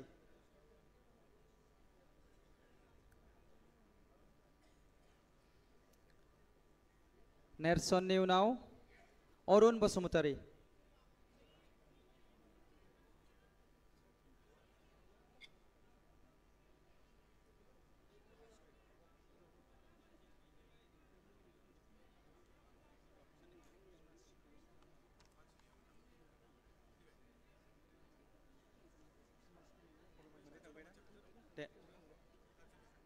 बीमा सिबिनायाव थालांनाय महात्मा नार्जारी बिथांनोबो चेकखौ गथायनो खावलायबाय। मरिन हैदो, खाथियावनो दंफैखायो बीमा सिबिनायनि थालांनाय बिथाङा महात्मा नार्जारी।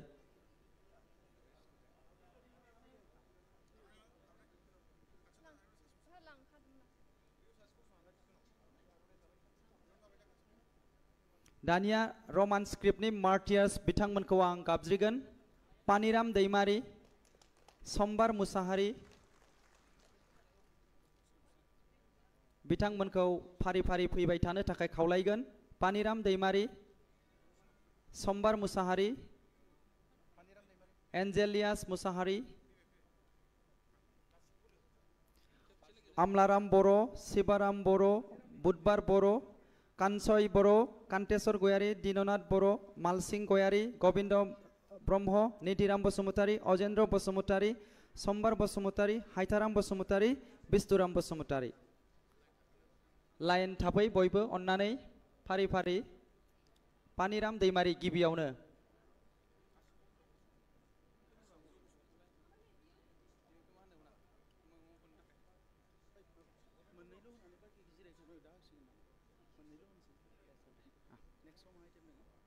बे समाव जों रमान स्क्रिप्टनि मार्टियास बिथांमोनखौ जोङो सानैल' गथायग्रोगोन बेनि उनाव माखासेखौ दे फैबाय गासैबो 3 नम्बर एन्जेलियास मुसाहारि 3 नम्बराव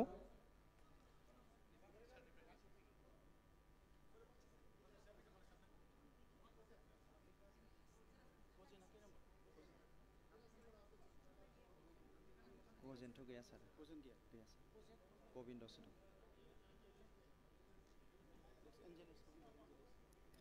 एन्जेलियास मुसाहारि फैबाय ना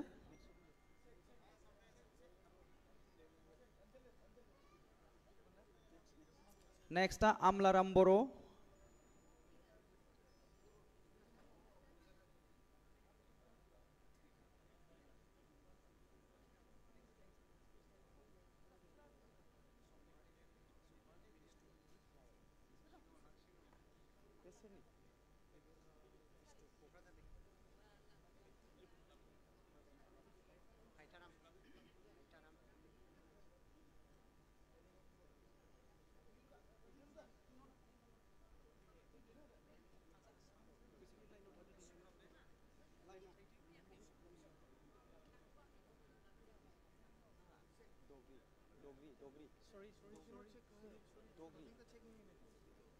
शिवराम बर'नि बिसि डग्रि बर'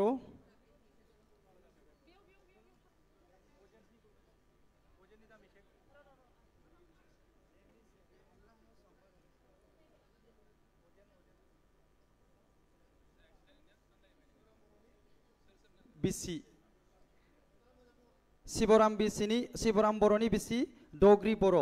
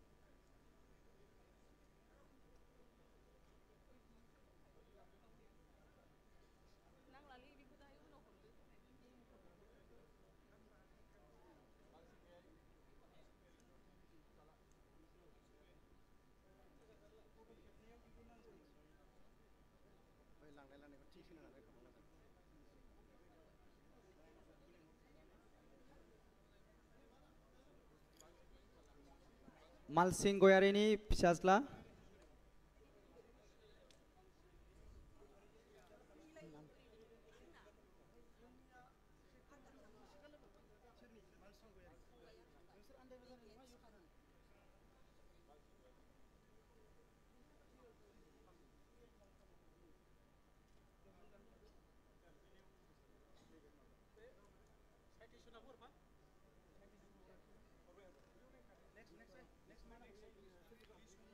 नेक्स्ट बुधबार बर' खनसाय बर'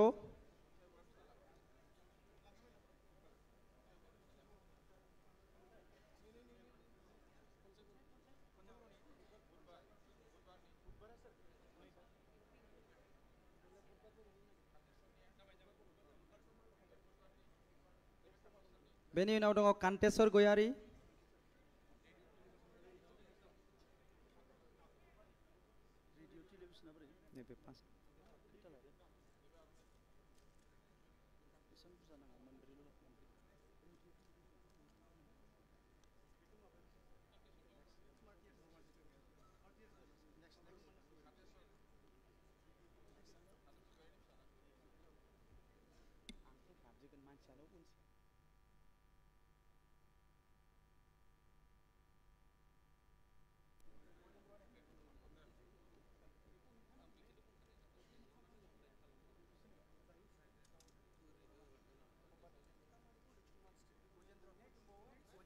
नेक्स्ट गोविंद ब्रह्म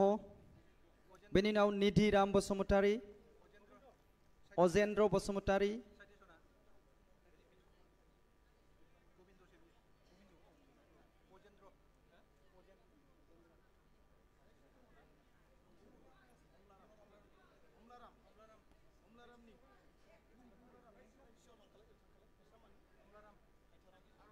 हायथाराम आरो अमलाराम निधिराम निधिराम अमलाराम आरो हायथाराम बे समाव जौसाङाव दंफैयो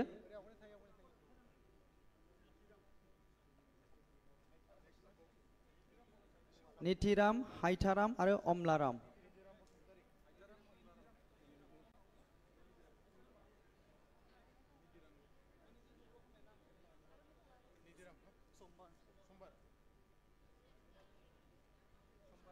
समबार बसुमतारीबो दंफैयो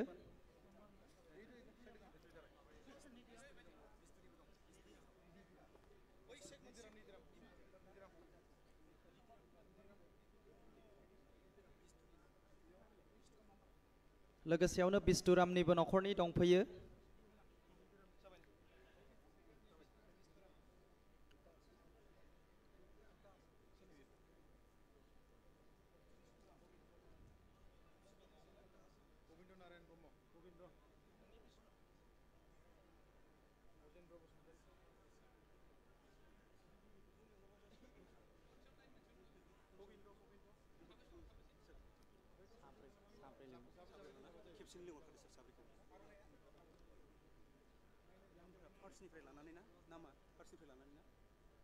रेडिअ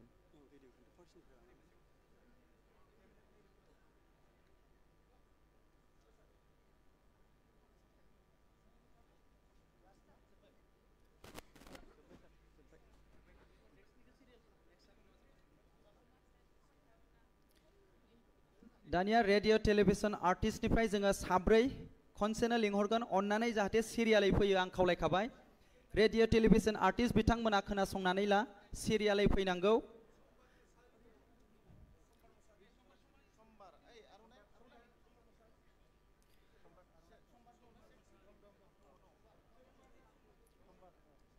रमान स्क्रिप्टनि मुंख्लंनि नखरनि समबार बसुमतारीनि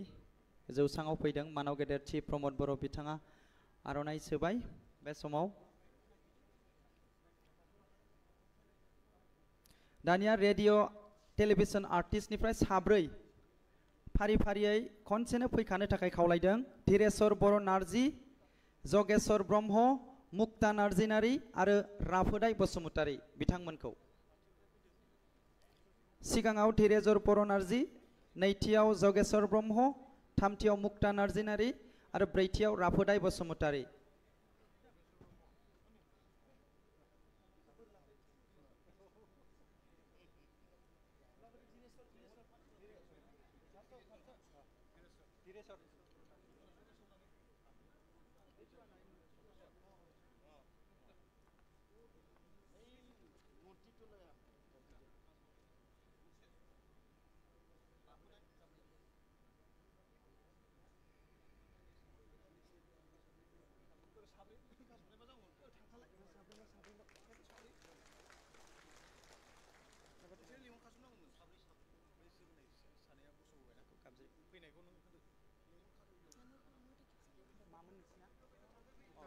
मुक्तानि नखरनि दंफैयो बिथांखौबो फैखानो खावलायबाय सिगाङाव फैदो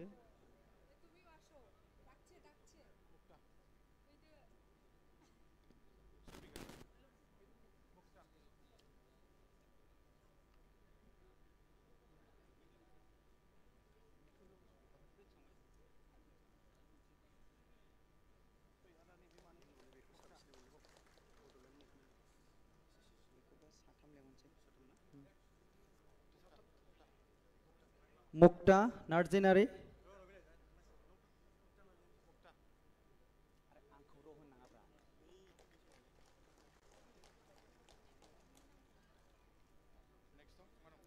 मुक्तानि उनाव राफोदाय बसुमतारी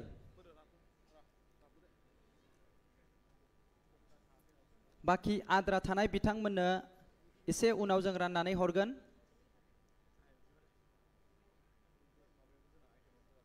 मुं मख'जायै बिथांमोन जायफोर आद्रा दङ साफ्रोमनोबो दसे समनि उनाव राननानै हरगोन बेखौ खावलायखानाय थाबाय मुक्ता नार्जिनारि दानिया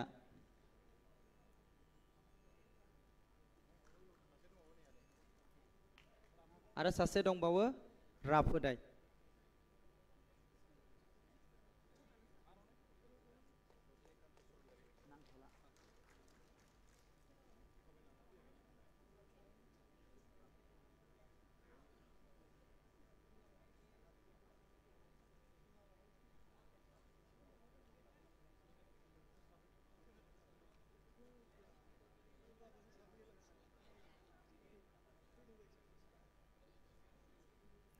दानिया राफोदाय बसुमतारी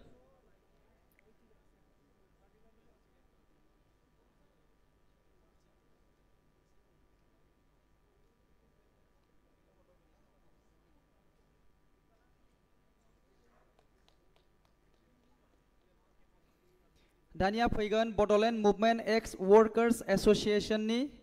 फारियै साथाम आं गाबज्रि हरनो सानदों बिथांमोनखौ दीपेन्द्र गयारी श्रीमती थाराबाली इस्लारी आरो जगदीश बसुमतारी दीपेन्द्र गयारी थाराबाली इस्लारी आरो जगदीश बसुमतारी बड'लेण्ड मुभमेन्ट एक्स वर्कर्स एसोसिएशन निफ्राय दीपेन्द्र थाराबाली आरो जगदीश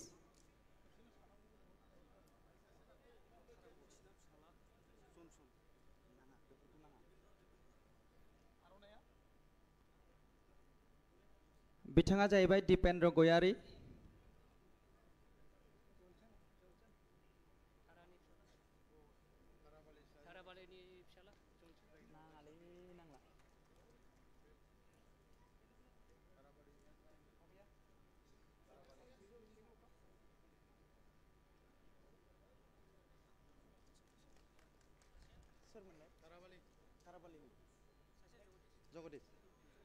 दानिया दङ जगदीश बसुमतारी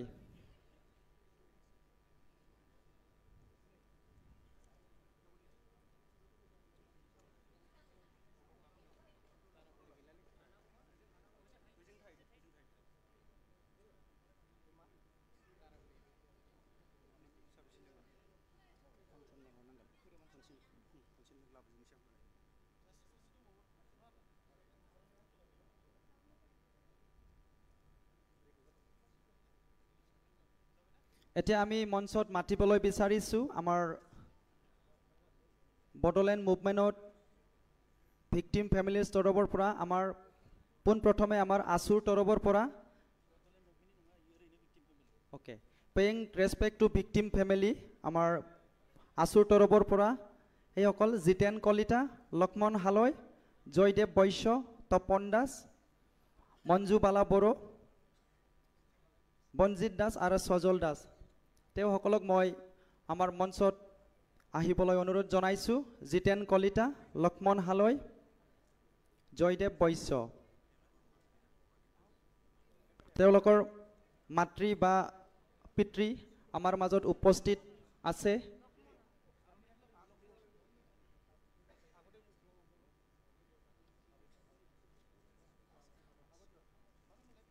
জিতেন কলিতা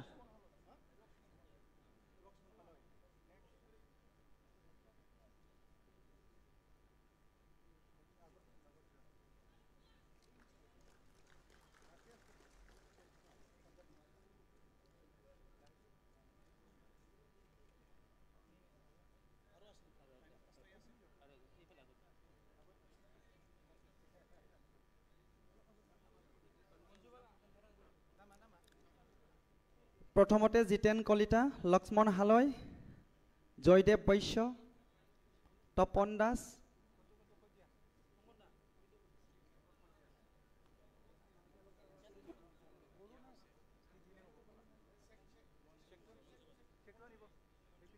মঞ্জু বালা বড়ো বনজিত দাস আৰু সজল দাস বেছি নাই মাত্ৰ 7 জনে আছে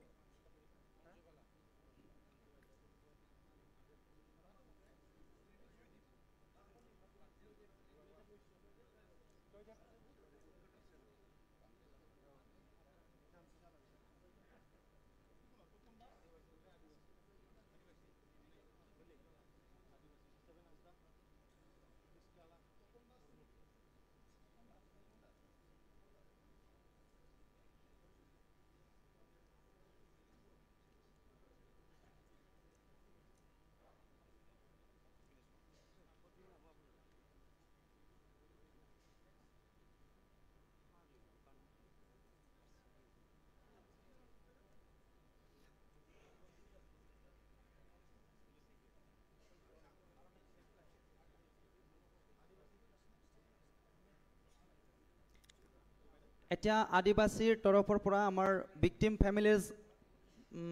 সদস্য আছে আমাৰ ষ্টেফেন হাজদা আৰু প্ৰিস্কিল্লা মুৰ্মু ষ্টেফেন হাজদা আৰু প্ৰিস্কিল্লা মুৰ্মু দুইগৰাকী আমাৰ মাজত ভিক্টিম ফেমিলিৰ সদস্য হয় তেওঁলোকে ষ্টেফেন হাজদা আৰু প্ৰিস্কিল্লা মুৰ্মু মই অনুৰোধ জনাইছো মঞ্চত আহিব লাগে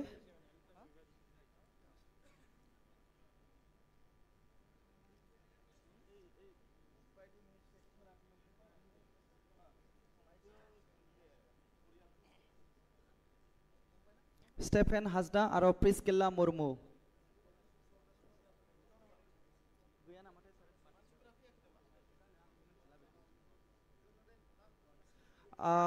এতিয়া আছে আমাৰ গোৰ্খা কমিউনিটিৰ তৰফৰ পৰা নৰেশ বাৰাল আৰু ইভা কুমাৰী কাৰ্কি নৰেশ বাৰাল আৰু ইভা কুমাৰ কাৰ্কি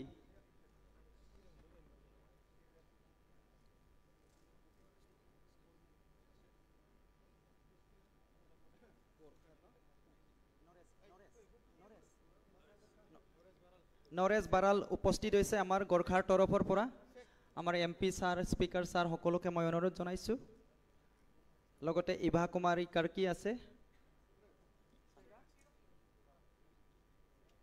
চেক আৰু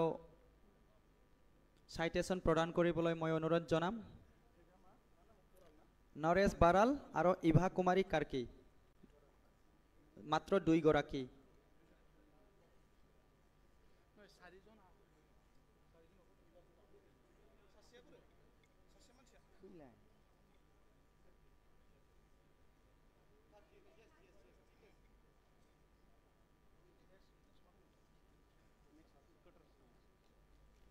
এতিয়া আমাৰ মাজত দানিয়া आरोबाव जोंनि गेजेराव उड काटार्स दंफां दाननानै जिउ खुंनाय बिथांमोन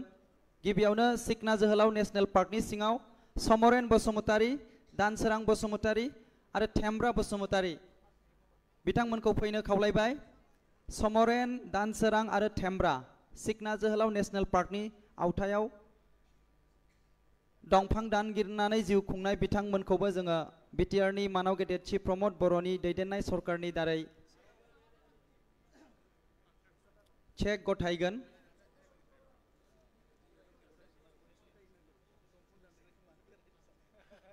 सरि अनसुंथाइ होगोन आं बरायनो होनफ्लांदों thank you sir for correction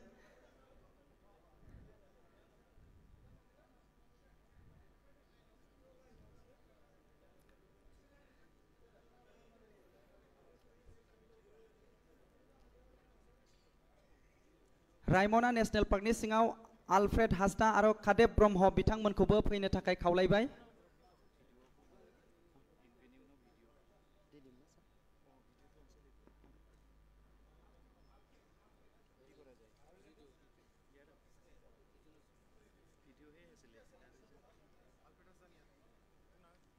Alfred Hajda आरो खादेब ब्रह्म एया हल आलफ्रेड हाजदा आमार रायमना नेशनल पार्कर तरफर পৰা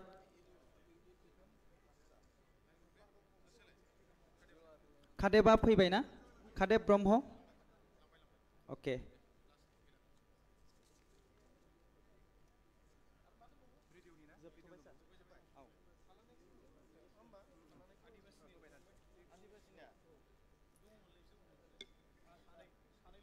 बेखिनियावनो जोंनि अनसुंथाइ गथायनाय थामहिनबा चेक गथायनाय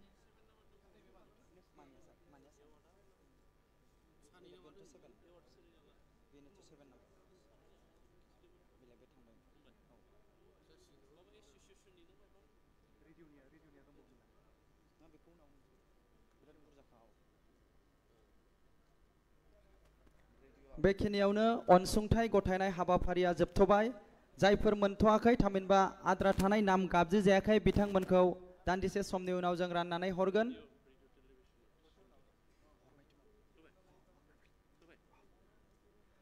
बे समाव आं जोंनि आसामनि केबिनेट मन्त्रि मानाव गेदेर उरखाव गोरा ब्रह्म बिथांखौ गावनि बिबुंथिनि थाखाय बे समाव आङो खावलायगोन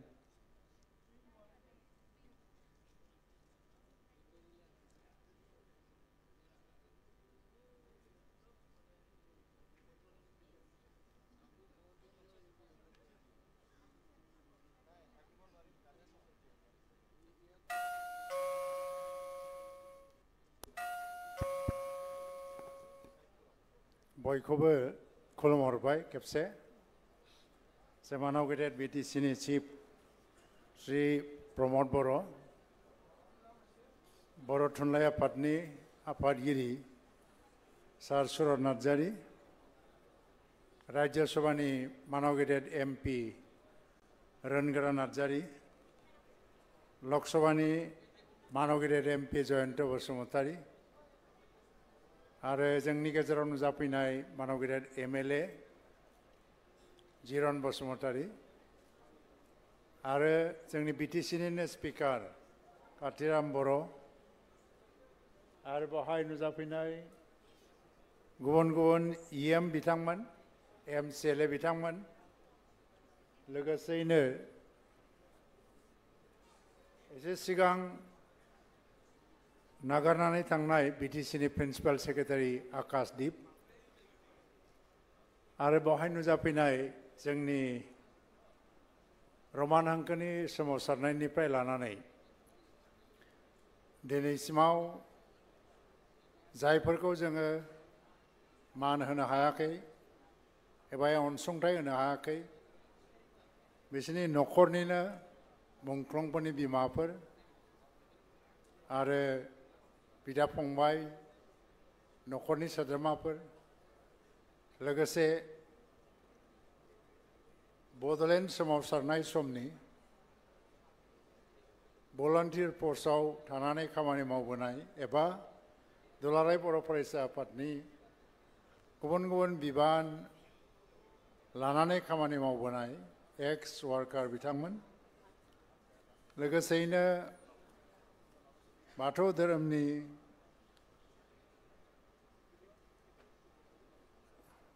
दौरि बिथांमोन आरो गुदि बाथौनि जायफोरखौ अजा होननानै बुंनाय जादों अजा बिथांमोन आरो लोगोसेयैनो सिखना जोहोलाव आरो रायमना नेशनेल पार्कआव खामानि मावबोनाय बिथांमोन दा गोदानै स्टार्टआप एन्टारप्रेनियर्स डेभेलप खालामनायाव गोबां साक्सेस मोननाय बिथांमोन आरो जोंनि गुबुन गुबुन आफादनि दैदेनगिरि बिथांमोन रायजो राजाफोर दिनै मोनसे जोबोद गाम्भीर्यपूर्ण मोनसे अनुष्ठान आरो बेबायदि अनुष्ठानखौ बहुत बोसोरनि उनावहाय खेबसे दिनै नुनो मोनफिनदों मानो होननानै बुङोबा बावहाय रावहाबो आथुर जानानै गैया रावबो दावराव दावसि जायाखै एबा सोरबा मोननाय सोरबा मोनैखौ लानानैबो रावबो बावहाय दावराव दावसि खालामाखै एबा सोंथि थिखाङाखै बयनिबो गोसोआव मोनसे गोदान गोजोननाय आरो गोदान मोनसे सिन्ता जे जिखुनुखि दा मावगासिनो दं जागासिनो दं बेखौ गोसो सिंजों नोंथांमोना बयबो बरायनो हादों बेबायदि डिसिप्लिन मोनसे आफादफोरखौ दिनैनिफ्राय प्राय 25-30 बोसोर सिगां नुनो मोनोमोन जे मानसिफ्रा मोनसे सोमावसारनायनि हाबाफारियाव लेंहरोबा ना ओंखाम जानो बियो ना मटर गारिनि भारा बियो बयबो गावबागाव न'आव सोरांनायनि सिगांनो ओंखाम बोथिसे संनानै जानानै फैनानै 10-12 किल'मिटार गोजानाव थाबायनानै फैनानै सोमावसारनायाव बाहागो लाफैयो आरो जेसेबां गोलाव सोमावसारदों एसेबां गोलाव बाहागो लानानै खुनु कमप्लेन गैया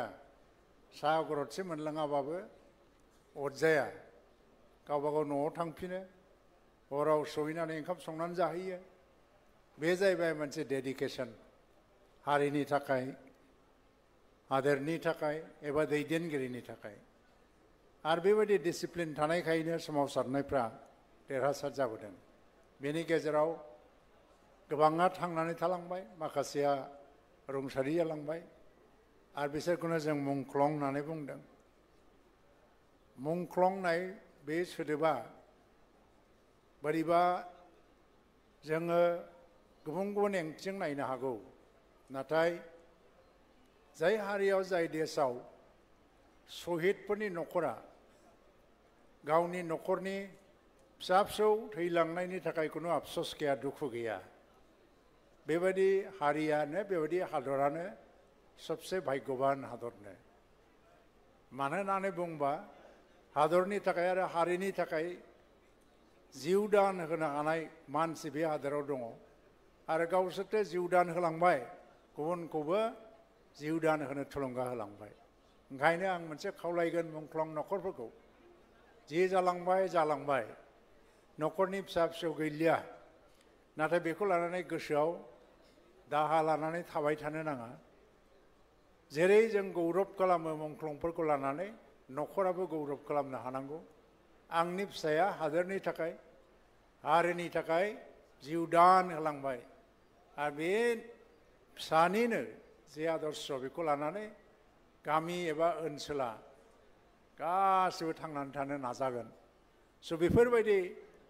न'खर आरो परिबार आरो बेक्ति थानाय न'खरा मालाबाबो हारिया मालाबाबो जोबनानै थाङा ओंखायनो बर' हारिया जोबनानै थाङाखै जेसेबांखि खैफोद फैया मानो हारिनि थाखाय प्रयोजन जायोबा गोनां जायोबा जिउ दान होनो हानाय मानसि थानायखायनो बर' हारिखौ रावबो फोजोबनो हायाखै आरो हानायबो नङा जोङो थैनानै थाङाखै आंबो 40 बोसोर सोमावसारनायाव बाहागो लाबोदों नाथाय आङो इसोरनि अननायाव रायजो राजानि अननायाव आङो जिउ जोबलाङाखिसै नाथाय थांनानै थादों होननानै जों जिरायनानैबो थायाखै जों दिनैसिमबो जुजिगासिनोबो दङ ओंखायनो बेखौ मोनसे गौरब एबा मान होनानै ला आरो नोंथांमोननि गोसोआव नैबेनो साननाय थानांगौ जे जोङो जोंनि न'खरनि सासे सोद्रोमाखौ हारिनि हादरनि थाखाय दान होबाय नाथाय नोंसोरो दिनै जायफोर थांनानै थादों नोंसोरबो गावनि जिउनि समफोरखौ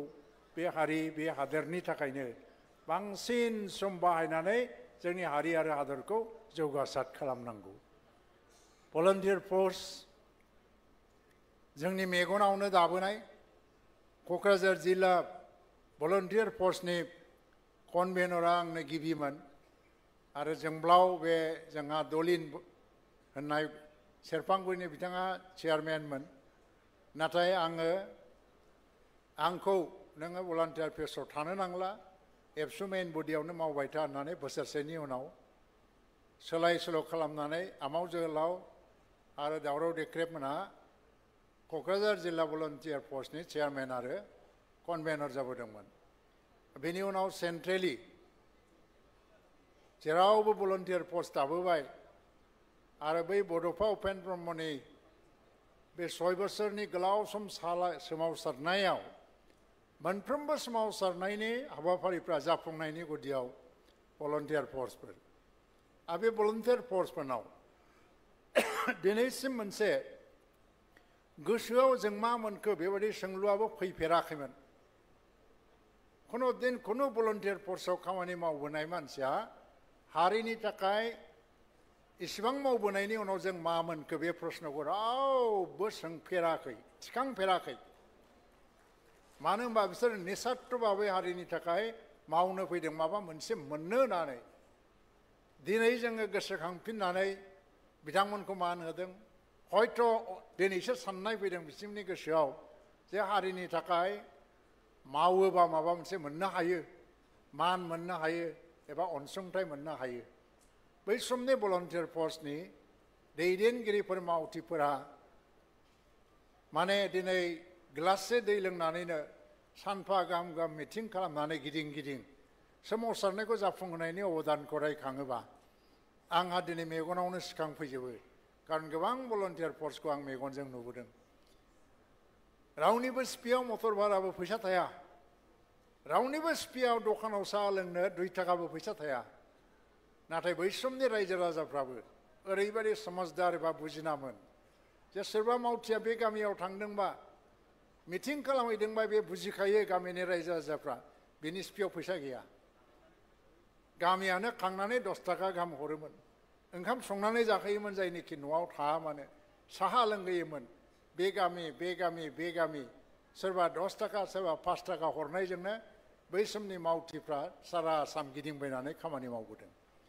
सोमावसारनायनि बेबादि उदाहरनखौ हयतोबा दिनै मोननो थाङा दिनै नुनो थांला बेबादि उदाहरनखौ बै समावल' नुनो हायो आंनि सर्बस्व मा दं आं बेखौ दान होगोन आं लाया नांगौबा बे मनोभाबजों जे सोमावसारबोदोंमोन बर' आन्दलननि सोमावसारनायनि बुनियाद बेनि बिथा आरो रोदाया गोख्रों जाबोदोंबा आरो जों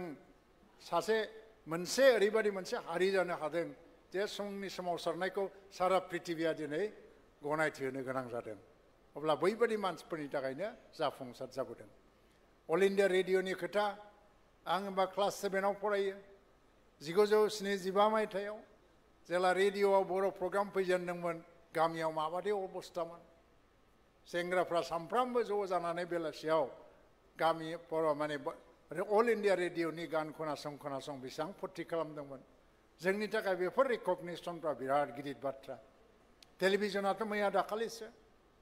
फारसेथिङै बै आर्टिस्टफोर नीलेश्वर ब्रह्मनि जि हनै सानजा सोरां साना फैगौ होननाय जि गाननि जे ग्रामोफन रेकर्डिं बेखौ दामै दामै गामिफ्राव जे बैसागु मोसायोमोन बे मोनसे नस्टालजिया बेफोरखौ गोसोखांजोबोब्ला दिनै हारिया बबेनिफ्राय बबेसिम सफैखो बेखौ साननो गोनां जायो दा दिनै प्रमद बर'खौ आङो बे गोलाव सम सोमावसारनायखौ नुबोनाय सासे मानसि हिसाबै दिनै एक्स ग्रेसिया सोदोब बाहायाखै कम्पेनसेसनबो बाहायाखै नोंथांमोननो दा जि होदों बे एक्स ग्रेसिया नङा एबा कम्पेनसेसनबो नङा मा होनदों बोसोराव नोंथांमोननो माबा मोनसे एमाउन्ट गभर्नमेन्टआ गावनि दायित्व हिसाबै होबाय थागोन आरो बिनिफ्राय दिनै सार्टिफिकेट होदों मेमेन्ट' होदों बे गासैखौ नायोबा बेयो एक्स ग्रेसियाबो नङा बेयो कम्पेनसेसनबो नङा आरो नोंसोरनि लाइफ लं सार्भिस आरो सेक्रिफाइसखौ थाखा फैसाजों सुनायनानै निउट्रेलाइज खालामनो बा इकुवेलाइज खालामनो नाजानाय जायाखै बे जाहैबाय बिराद गिदिर मान आरो बेखौ नोंथांमोना बेसेबांबा गिदिर मोनसे गनायथि आरो मान होननानै नाजावनानैनो लानो हानांगोन होनबाना जोंनि समाजाव जोंनि हारिनि मानसिफोरा जेब्लायबो नोंथांमोननिफ्रायनो थुलुंगा मोनबाय थागोन आङो गोलाव बाथ्रा बुङा बुंनांगौबा बहुद दहाय रोनगोरा नार्जारिया गावबो एसे एनै सम लोगो मोनबोनाय मानसिफोरनि खोथा गोसोखांनानै हयथ' आबेगिक जादों आं बे हिस्ट्रिखौ बुंजोबनांगौबा आंबो आबेगिक जागोन खारन बड'फा उपेन ब्रह्मनि सोमावसारनाय समनि गोबां मुंख्लंखौ आं आंनि आखाइजोंनो सावबोदों बिसोरनि गोथै देहाखौ बाननानै आं गोथै बारियाव लांदों आरो आंनि आखाइजोंनो अर लगायनो साबसे मुंख्लंफोरखौ अर लगायबोनो मोनखो आङो नाथाय आं बेखौ दिनैहाय मोनसे आंनि स्ट्रेंथ आंनि मोनसे गोहो बोलो होननानै आं साननानै लायो आरो बिथांमोननि सेक्रिफाइस आरो जिउ दान होनायनि थाखायनो जों दिनैसिमबो बे बैसोसिमबो हारिनि थाखाय समाजनि थाखाय खामानि मावनायनि मोनसे बोलो मोनबोबाय थादों दा बयखौबो खुलुमनाय जासिहरनानै आंनि बुंनायखौ आं बाहायनो फोजोबबाय गोजोन्थों मानाव गेदेर आसाम सरकारनि केबिनेट मन्त्रि मानगोनां उरखाव गोरा ब्रह्म बिथांनिसिम बे समाव साबायखर जासिबाय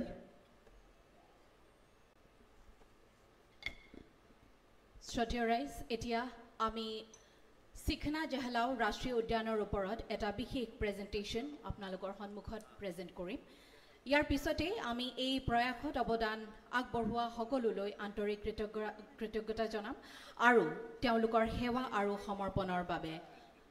সম্বৰ্ধনা জনাম মই আমাৰ টেকনিক্যাল টিমক অনুৰোধ জনাইছো প্ৰেজেণ্টেশ্যন ডিসপ্লে কৰিবৰ বাবে ধন্যবাদ Cutting has been a livelihood for many in Bodoland, but it has also taken a toll on our forests. Now a new chapter begins where former woodcutters become protectors of nature. A total of 1,398 woodcutters have been identified for this transition, with rupees 139.80 lakhs invested in their future. The establishment of Raimona National Park and Sikna Jhulao National Park has brought significant change in the lives of many woodcutters. These former woodcutters will be subsequently engaged in conservation, ecotourism, and allied works. We are also supporting and scaling self-help groups, creating new micro-enterprises, and boosting agricultural livelihoods. We are building local capacity with continuous education and awareness programs, ensuring skills for a sustainable future. From community-driven projects that blend natural resource management with income generation to ecotourism opportunities that showcase the beauty of Bodoland. Together, we are not just rehabilitating lives, we are growing a greener, stronger Bodoland.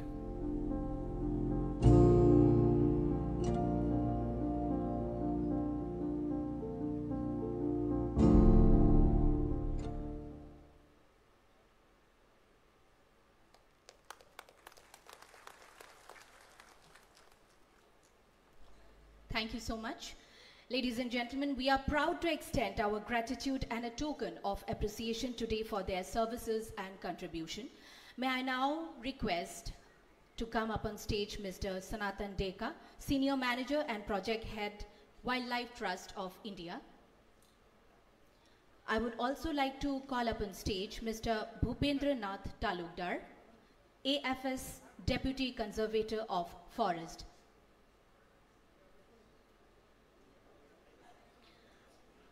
I would also request Mr. Raghunath Boro, IFS Deputy Conservator of Forest, retired.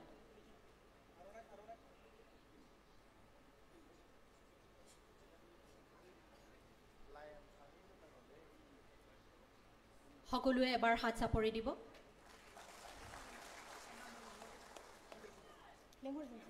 Okay. মই সকলোকে মাতি দিছো মঞ্চত। Dr. Rothin Burman, Director, Wildlife Trust of India. মই আপোনাক অনুৰোধ জনাইছো মঞ্চত আহিবৰ বাবে। Dr. Pranjit Kumar Sharma, Assistant Professor, Mongoldoy College. Dr. Dauharu Baro, Assistant Manager, Wildlife Trust of India. Mr. Jayanto Kumar Brahma, AFS, DFO, Haltugao Forest Division. Mr. Kunjan Basumatari, DFO, Chirang Forest Division. Mr. Kausik Dev, Manager, Wildlife Trust of India.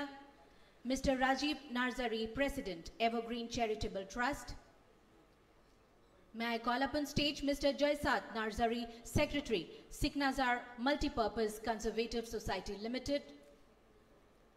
Mr. Nazrul Islam, Senior Field Officer, Wildlife Trust of India. May I also call up on stage Mr. Pranjal Talukdar, Deputy Ranger, Nunai Range, Dhansiri Forest Division. I would also call up on stage Mr. Jashomanik Mashahari, Deputy Ranger, Runikata Range, Chirang Forest Division. I would also like to request Mr. Rizawul Haq, Advocate, Wildlife Trust of India. Mrs. Pratima Boro, Field Officer, Wildlife Trust of India.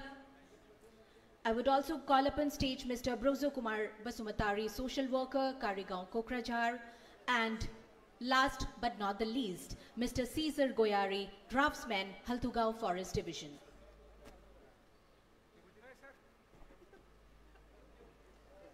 মই সকলোকে মঞ্চত আহি উপস্থিত হ'বৰ বাবে মই অনুৰোধ জনাইছো।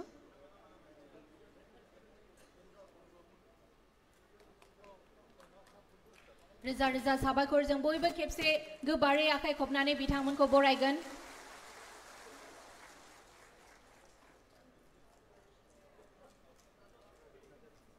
दिनैनि बे गोथार सानाव बिथांमोनखौ जोङो बरायनो हादों आरो लोगोसे जोंनि गाहाय आलासि आरो लोगोसे नुजाफैनो हानाय मानगोनां आलासि बिथांमोन जोबोद बेस्थ'नि गेजेरावबाबो जोंनि गेजेराव नुजाफैनो हानायनि थाखाय बिथांमोननिसिम रोजा रोजा साबायखर।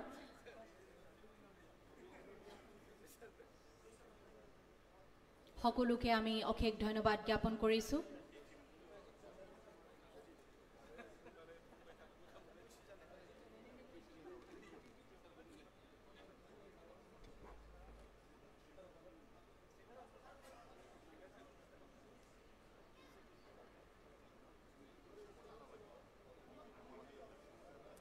আজি আমি এই শুভ দিনত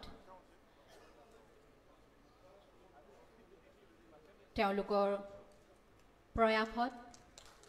অৱদান আগবঢ়োৱা সকলোলৈ আন্তৰিক কৃতজ্ঞতা জনাইছোঁ আৰু তেওঁলোকৰ সেৱা আৰু সমৰ্পণৰ বাবে সম্বৰ্ধনা জনাইছোঁ অশেষ ধন্যবাদ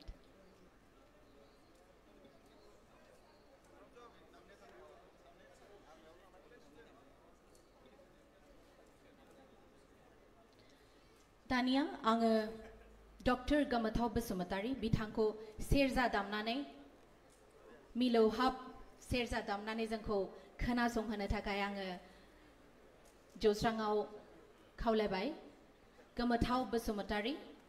এই আপোনালোকৰ সন্মুখত তেওঁ সেৰজা বজাই খুব ধুনীয়াকৈ প্ৰস্তুত কৰিব আৰু বহু দিনৰ পৰা তেওঁ তৈয়াৰ কৰি আছিল আজি আমি তেখেতক লাইভ দেখা পাম তাৰ বাবে ধন্যবাদ জ্ঞাপন কৰিছো আগতীয়াকৈ মই আপোনালোকক জনাই সুখী হৈছো যে 35 প্লাস 35 निफ्रायबो बारा बिथाङा मिउजिकल इन्स्ट्रुमेन्ट्स दामो आरो बिथाङा बे मिउजिकआवनो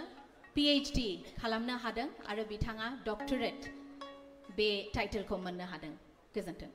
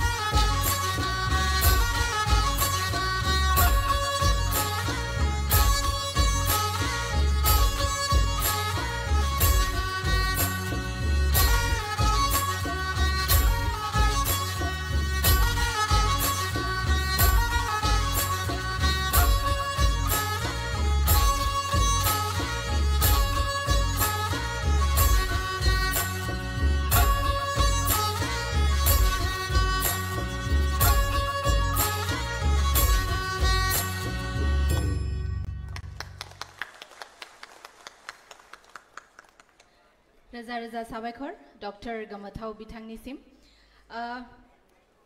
दानिया रेडियो एंड टेलीविजन आर्टिस्ट दहाय बिथांमोननि मुंखौ गाबज्रिनाय जायाखैमोन जौस्राङाव आङो दानिया गाबज्रिनो नागिरदों जयैनो आरो बिथांमोनखौ आङो खेबसेयैनो जौस्राङाव गाखोफैनो थाखाय आङो गुरैयै खावलायनाय जाबाय मुङानो जाहैबाय रजनीकान्त स्वर्गियारी रुमेश्वरी ब्रह्म सुनीति बसुमतारी विवेकानंद नार्जारी जयमती नार्जारी बुदां बुब्लब नार्जारी ब्रह्म फनिन्द्र लाहारी ब्रह्म आं बिथांमोनखौ जयैनो जौस्राङाव फैनो थाखाय गुरैयै खावलायबाय फार्स्टआवनो जाहैबाय जोंहा रजनीकान्त स्वर्गियारी बयबो खेबसे आखाइ खबनानै बिथांमोनखौ बरायगोन बारग' आफादगिरि दुलाराय बर' हारिमु आफाद रजनीकान्त स्वर्गियारी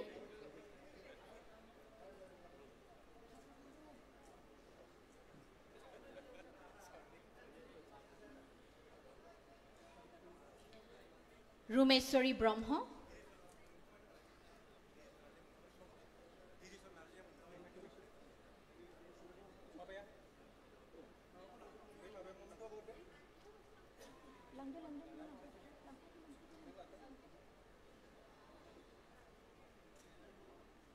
रुमेश्वरी ब्रह्म 50,000 नि डामी चेक लोगोसे साइटेशन आरो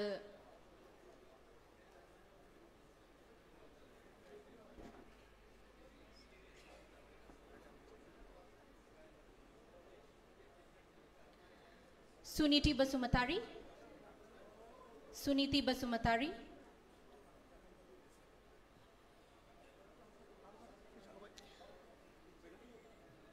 विवेकानंद नार्जारी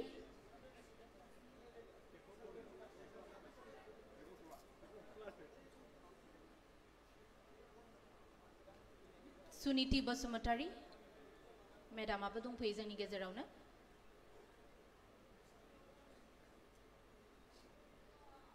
विवेकानंद नार्जारी जयमती नार्जारी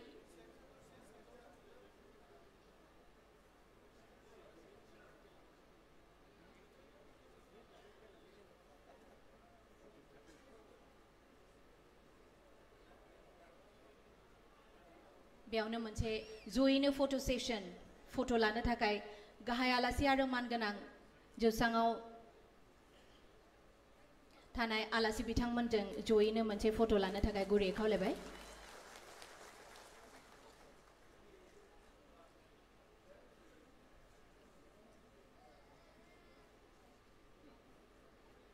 गोजोन्थों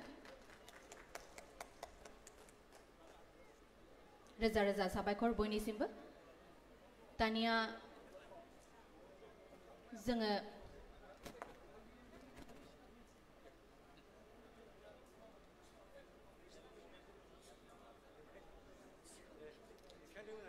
सिगांनि हाबाफारिखौ लानो जोङो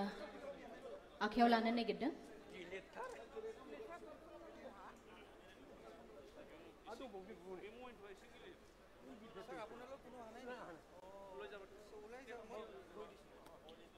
रोजा रोजा साबायखर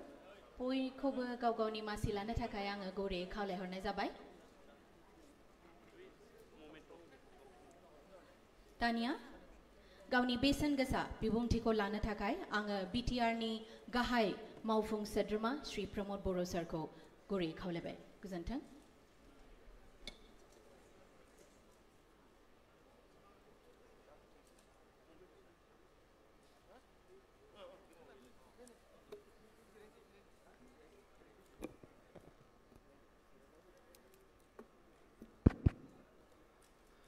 दिनै भारत हादरनि 79थि उदांस्रि सान फालिनायजों लोगोसे बर' हारिनि माखासे गेदेमा सुबुंफोरखौ बरायनाय बे हाबाफारियाव बाहागो लानो हानाय जोंनि केबिनेट मन्त्रि इउजि ब्रह्म बिथां बे हाबाफारियाव बाहागो लानो हानाय थुनलाइ आफादनि आफादगिरि सार सुरत नार्जारी बे हाबाफारियाव बाहागो लानो हानाय जोंनि बुंथिगिरि कातिराम बर' राज्य सभानि एमपि रोंगोरा नार्जारी लक सभानि एमपि जयन्त बसुमतारी जोंनि एमएलए जिरन बसुमतारी इएम सजल सिंह बाहागो लानो हानाय EM doctor नीलुत Swargiary EM Daobaisa बर' बाथौ महासभानि आफादगिरि मानगोनां सभारामदा बे हाबाफारियाव बाहागो लानो हानाय बर' थुनलाइ आफादनि गाहाय नेहाथारि नीलकान्त गयारीजों लोगोसे रेडिअ टेलिभिजन आर्टिस्ट एसोसिएशननि दैदेनगिरि नोंथांमोन आरो बर'नि गुबुन गुबुन आफादनि मानगोनां दैदेनगिरि नोंथांमोन आरो हांख्रायजानाय इएम एमसिएलए एमएलए नोंथांमोन आरो दिनै गुबैयै जोंहा गासै 12 गुबुन गुबुन जि हाबाफारि लानाय जादोंमोन बेवहाय बिमा सिबिनाय बिथांखि जेराव जोङो दासिम गासै 1000 जोङो बिमाफोरनि जोंनि आइमोननि मुं मोननो हादों बे बिमाया एबसुनि मुंख्लं जानायनि बिमा बे बिमाया बिएलटिनि मुंख्लं जानायनि बिमा आरो बे बिमाया एनडिपिनि मुंख्लं जानायनि बिमा बे गासैबो 1000 बिमाफोर जायनि फिसा हौवाफ्रा बै समाव सोमावसारनानै पुलिस आर्मिजों गावथारजादों आरो जोंनि बिमाफ्रा एबा आइमोना थांनानै दङ जाय बिथांमोननो जोङो नैबे समनिफ्राय लानानै बिथांमोना थांनानै थाजासिम मास मोनसेयाव 1000 एबा बोसोरसेयाव 12000 अनसुंथाइ होनायनि हाबाफारि लादों बे हाबाफारियाव बाहागो लाफैनो हानाय जोंनि बिमाफोर एबा आइमोन आं नोंथांमोननो गिबियावनो आंनि सिबिनायखौ बावहरबाय जोङो बाथौ महासभानि देउरि बिथांमोन गासै 514 बिथांमोनखौबो जोङो बरायनाय हाबाफारि लादों बिथांमोना आरज गाबनानै जोंनि माहारिखौ अराय सम गोजोनै लाखिनो थाखाय गोबां खस्थ' खालामनानै बिथांमोना खामानि मावो गुदि बाथौनि अजा बिथांमोनखौ 150 लानाय जादों नाथाय बिथांमोनाबो गोबां दङ इयुनाव बिथांमोनखौबो बरायनाय जागोन रमान स्क्रिप्ट मुंख्लं नखरनिफ्राय गासै 16 नखरनिफ्राय दिनै बरायनायनि हाबाफारि लादों नाथाय आरोबाव सासे जाय बिथाङा थैयाखै नाथाय रमान स्क्रिप्ट मुभमेन्टआव बेंगुरा जानानै दङ बिथांखौ लानानै सा 17 जोङो बरायगोन रेडिअ आरो टेलिभिजन आर्टिस्ट 188 1951 मायथाइनिफ्राय 1996 मायथाइसिम मेथाइ खननाय रेडिअ आरो टेलिभिजन आर्टिस्टफोरखौ दिनै बरायनाय हाबाफारि लानाय जादों बड'लेण्ड मुभमेन्ट एक्स वार्कार जाय बिथांमोनखौ भलेन्टियार फर्स होनदोंमोन 2981 2981 साखौ बेवहाय जोङो बरायनाय हाबाफारि लादों नाथाय गासैखौबो जोङो बेवहाय दिनै हांख्रायनानै लाबोआखै बिथांमोननि जि अनसुंथाइ बियो अनलाइन गावबा गावनि एकाउन्टाव हाबगोन लोगोसे सिखना जोहोलाव नेशनेल पार्क जायखौ गोदानै जोङो जोंनि मोनसे नेशनेल पार्क हिसाबै फोसावनो हादों बेखौ फोथांनायनि थाखाय एबा रिभाइभ खालामनायनि थाखाय रेस्ट'र खालामनायनि थाखाय सा 17 जोङो अफिसारफोर एनजिअ मावनाय नेशनेल इन्टारनेशनेल अर्गेनाइजेसनाव खामानि मावनाय बिथांमोनखौ बरायदों जोंहा 1398 दंफां दानग्रा बे दंफां दानग्रा जोंनि बिदा फंबायफ्रा दंफां दाननानै जायोमोन नाथाय नेशनेल पार्क जानाय लोगो लोगोनो बे हाग्रा सिङाव दंफां दाननाया दिनै बन्द जाबाय दा बे समाव बिथांमोननि जिउ खुंनांगौनि थाखाय गोबां जेंना नुजादों दा बिथांमोननो जोङो खेबसे बिथांमोना बै नेशनेल पार्कआव दंफां दाननायखौ दोनथ'नायनि थाखाय जों एसे रां अनसुंथाइ होनानै जों बिथांमोनखौ दिनै बेवहाय लाबोनाय जादों आरो बिथांमोनखौ आं साबायखर बावदों जे बिथांमोना दिनै मुलुगनि आबहावानि थासारिखौ नायनानै दंफां दाननायखौ दोनथ'बाय आरो बिथांमोना गुबुन जिउ राहा लानो थाखाय दिनै आवगायबोदों जों बिथांमोननो सेल्फ क'अपारेटिभ ससाइटि गुबुन गुबुन माखासे राहानि गेजेरजों थांना थानायाव मदद खालामगोन। जोंनि बेवहाय जोंनि दाङाबाजि जानायाव थैनाय आसुनि एबा सा 6 जोंहा असमिया न'खरनि बिथांमोनखौ जोङो बेवहाय दिनै मान बावनायजों लोगोसे बिथांमोननोबो जों अनसुंथाइ होदों। आरो लोगोसे बेवहाय थांनाय 2014आव माखासे कनफ्लिक्टआव दाङाबाजियाव भिक्टिम जानाय आदिबासी फेमिलिफोर गासै 14 बिथांमोननोबो होनाय जादों। गोरखा फेमिलि जाय बिथांमोना बड'लेण्ड सोमावसारनायनि समाव जिउ गारनांदोंमोन बिथांमोनखौबो बरायनाय जादों। दा दिनै आङो बे भारत हादरनि मोनसे गोनांथार सानाव नैबे हाबाफारिफोरखौ लाफानो मोननानै गोजोननाय मोनदों जे एसे आगोलाव जोंनि MP बिथाङा आरो लोगोसे मन्त्रि बिथाङा माखासे गोनां बाथ्राफोरखौ बुंनानै बिबुंथि होलांबाय। बर' माहारिया सोमावसारनायनि गेजेरजों थांनानै थानायनि मोनसे सदबांसा एबा समायखिरा लानानै थांना थानाय मोनसे हारि। 1952 मायथाइयाव बर' थुनलाइ आफादा जोनोम जानानै हांखोनि सोमावसारनायनिफ्राय लानानै जोंनि गुबुन गुबुन सोमावसारनायाव जोंहा गोबां मुंख्लंफोर दङ। बे मुंख्लंनि जारिमिनखौ जोङो गोसोखाङोब्ला जोंनि बयनिबो गोसोआ गाबखाङो आरो बयबो दिनै जोङो दुखु मोनो। जोंनि जारिमिना मोनसे सेक्रिफाइसनि जारिमिन। जोंनि जारिमिना गावखौनो बावसोमनायनि जारिमिन। जोंनि बे गोलाव समाव 5000 सुबुङा जिउ गारनानैसो जोंनि हारिखौ दिनै बे थाखोआव एबा बे स्टेजाव लानानै फैदों। दिनै जों साफ्रोमखौबो बाख्नायनांगोन जाय बिथांमोना हारिनि थाखाय गावनि बेसेन गोसा जिउखौ बावलांबाय। बिथांमोनाबो गावबा गावनि जिउ दङमोन, न'खर संसार दङमोन। बिथांमोनाबो आलो गोजोनै रायजो जानो हागौमोन, मोजाङै लेखा फरायनानै साख्रि बाख्रि लानो हागौमोन। नाथाय बिथांमोना हारिनि थाखाय गावखौनो बावसोमलांबाय। आं बावैसो अमलाराम आरो शिबरामनि मुसुखा बेखेवनाय हाबाफारियाव बाहागो लाहैदोंमोन बर' थुनलाइ आफादनि गाहाय नेहाथारि नीलकण्ठ गयारी बिथांजों। आरो बेवहाय नुदों अमलारामा जेब्ला मुंख्लं जायो बै समाव बिथांनि बैसोआ 17 बोसोरल'मोन। दिनै बिथांनि बिसि जोङो आयंखौ नुनानै बयबो बेवहाय फैदों। आं दाख्लै बिथांखौ नुनानै जोबोद सोमोनांदों जे बै समाव अमलाराम बिथाङा 17 बोसोराव मुंख्लं जालांबाय आरो शिबराम बिथाङा 26 बोसोराव मुंख्लं जालांबाय। बे शिबराम बिथाङा 26 बोसोर बैसोआव मुंख्लं जालांबाय। बेबायदिनो गोबां सेंग्रा जोहोलावफोर एबसुनि सोमावसारनायाव NDB BLT गुबुन गुबुन सोमावसारनायाव गोबाङानो मुंख्लं जालांबाय। दिनै बिथांमोनखौ जोङो मान होनो थाखाय जाय बिथांमोनखौ दिनै जोङो गोसोआव दङ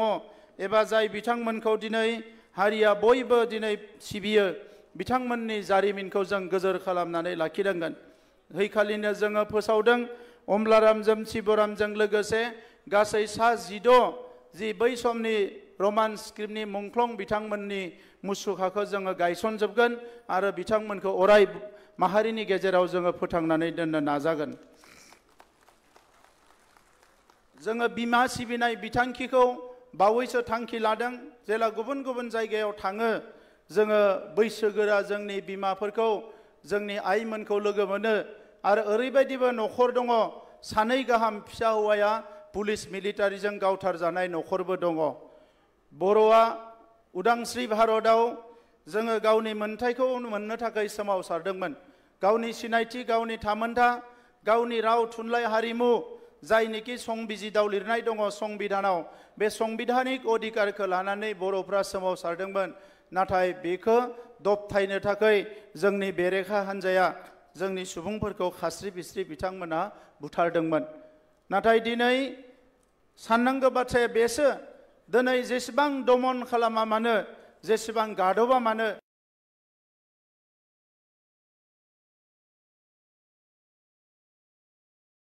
बर' हारिया सा सानजा भारतआव ओरैबायदि हारि जायखिजाया थासारिखौनो सौसिनानै थांनानै थानो हानाय मोनसे हारि आरो बेनि बिदिन्थिखौ जोङो दिनै रोखा रोखा नुबाय सा सानजा भारत एबा भारत हादरनि मानसिफ्रानो दिनै सोमोनाङो जे बर' हारिया हाजो गैया हाग्रा गैया बे मोनसे प्लेन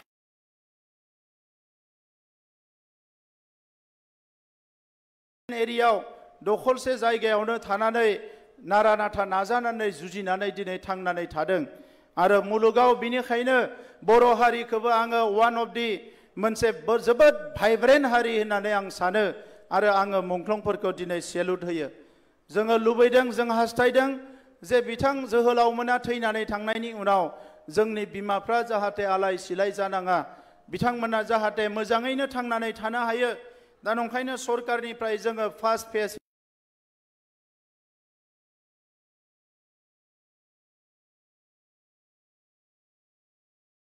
हिसाबै गिबि खेब हिसाबै जोङो बिमा सिबिनाय बिथांखिखौ जोङो लाबोदों दिनै बे बिमा सिबिनाय बिथांखिनि थाखाय जिखिनि फान्ड नांगौ बड'लेण्ड गभर्नमेन्टआ बे फान्डखौ जों अरायबो दोननाय जागोन आरो जोंनि बिमाफोरनो नांगौ समाव जोङो मदद होनाय जागोन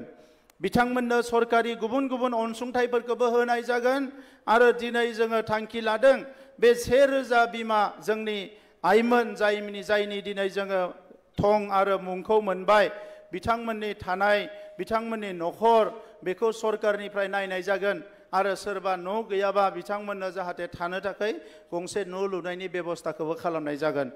मानोना बिथांमोनानो जोंनि थुलुंगा जोङो बे बिमाफोरखौ जोंनि आइमोनखौ मालाबाबो बावनो हानाय नङा दिनै बर' हारिनि बे गासैबो बाथ्राफ्रानो जोंनि हारिनि इयुन जोलैखौ थुलुंगा होगोन जोंनि धोरोम सिबिनायाव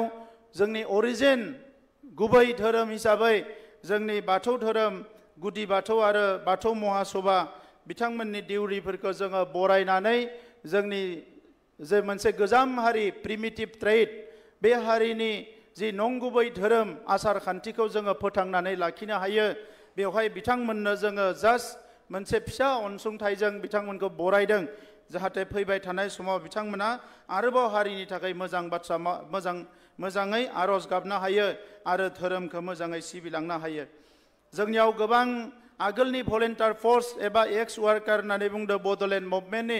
बेबायदि रोजा रोजा जोंहा माखासे सोद्रोमाफोर दङ बिथांमोननि न'खर संसार सामलायनायाव जोबोद उसुबिदा जादों मानोना बिथांमोनाबो लाइमोन बैसोआव सेंग्रा बैसोआव गोनांथार समखौ हारिनि थाखाय बावसोमदोंमोन बिथांमोनाबो लेखा फरायनो नागारनांगौ जादोंमोन बिथांमोना आबाद मावनो नागारनांगौ जादोंमोन गावनि न' बांखौ गारनानै हारिनि थाखाय सेक्रिफाइस खालामदोंमोन दा बे थांना थानाय बिथांमोनखौ दिनै जोङो एसे मान बावनो हानानै आं गोजोननाय मोनदों रेडिअ टेलिभिजन आर्टिस्ट दिनै बर'नि मेथाइ बर'नि हारिमुवा रावनिबो उनाव नङा बर'नि हारिमुवा दिनैबो गोथां हारिमु बेखौ मुलुगाव अराय सम फोथांना लाखिनो थाखाय जोङो दिनै जोंनि दामनाय देनाय गाननाय जोमनायफोरखौ GI टेगिं खालामदो जोंनि दख'ना जोंनि आर'नाइ जोंनि खाम सिफुं सेरजा बे गासैखौबो जोङो GI टेगिं खालामजोब्बाय आरो जुग्राफिकेल इन्डिकेसन मोननाय लोगो लोगोनो मुलुगनि मानसिफ्रा बे लिस्टखौ जेला नायगोन भारत हादराव मा GI दङ अब्लानो मिथिगोन जे बे खेराइया मा दख'नाया सोरनि आर'नाइया सोरनि सेरजाया सोरनि सिफुङा सोरनि अब्लानो बर' हारिया अराय गोजोर बेवहाय सिनाय जाबाय थागोन दा मानगोनां रायजोफोर दिनै जोङो नाजादों जे जिखिनि खामानिखौ मावोब्ला बर' हारिनि सिनायथि बर' हारिनि थामोनथाय अराय सम गोजोर जानानै थागोन बे हाबाफारिफोरखौ जोङो मावनो नाजादों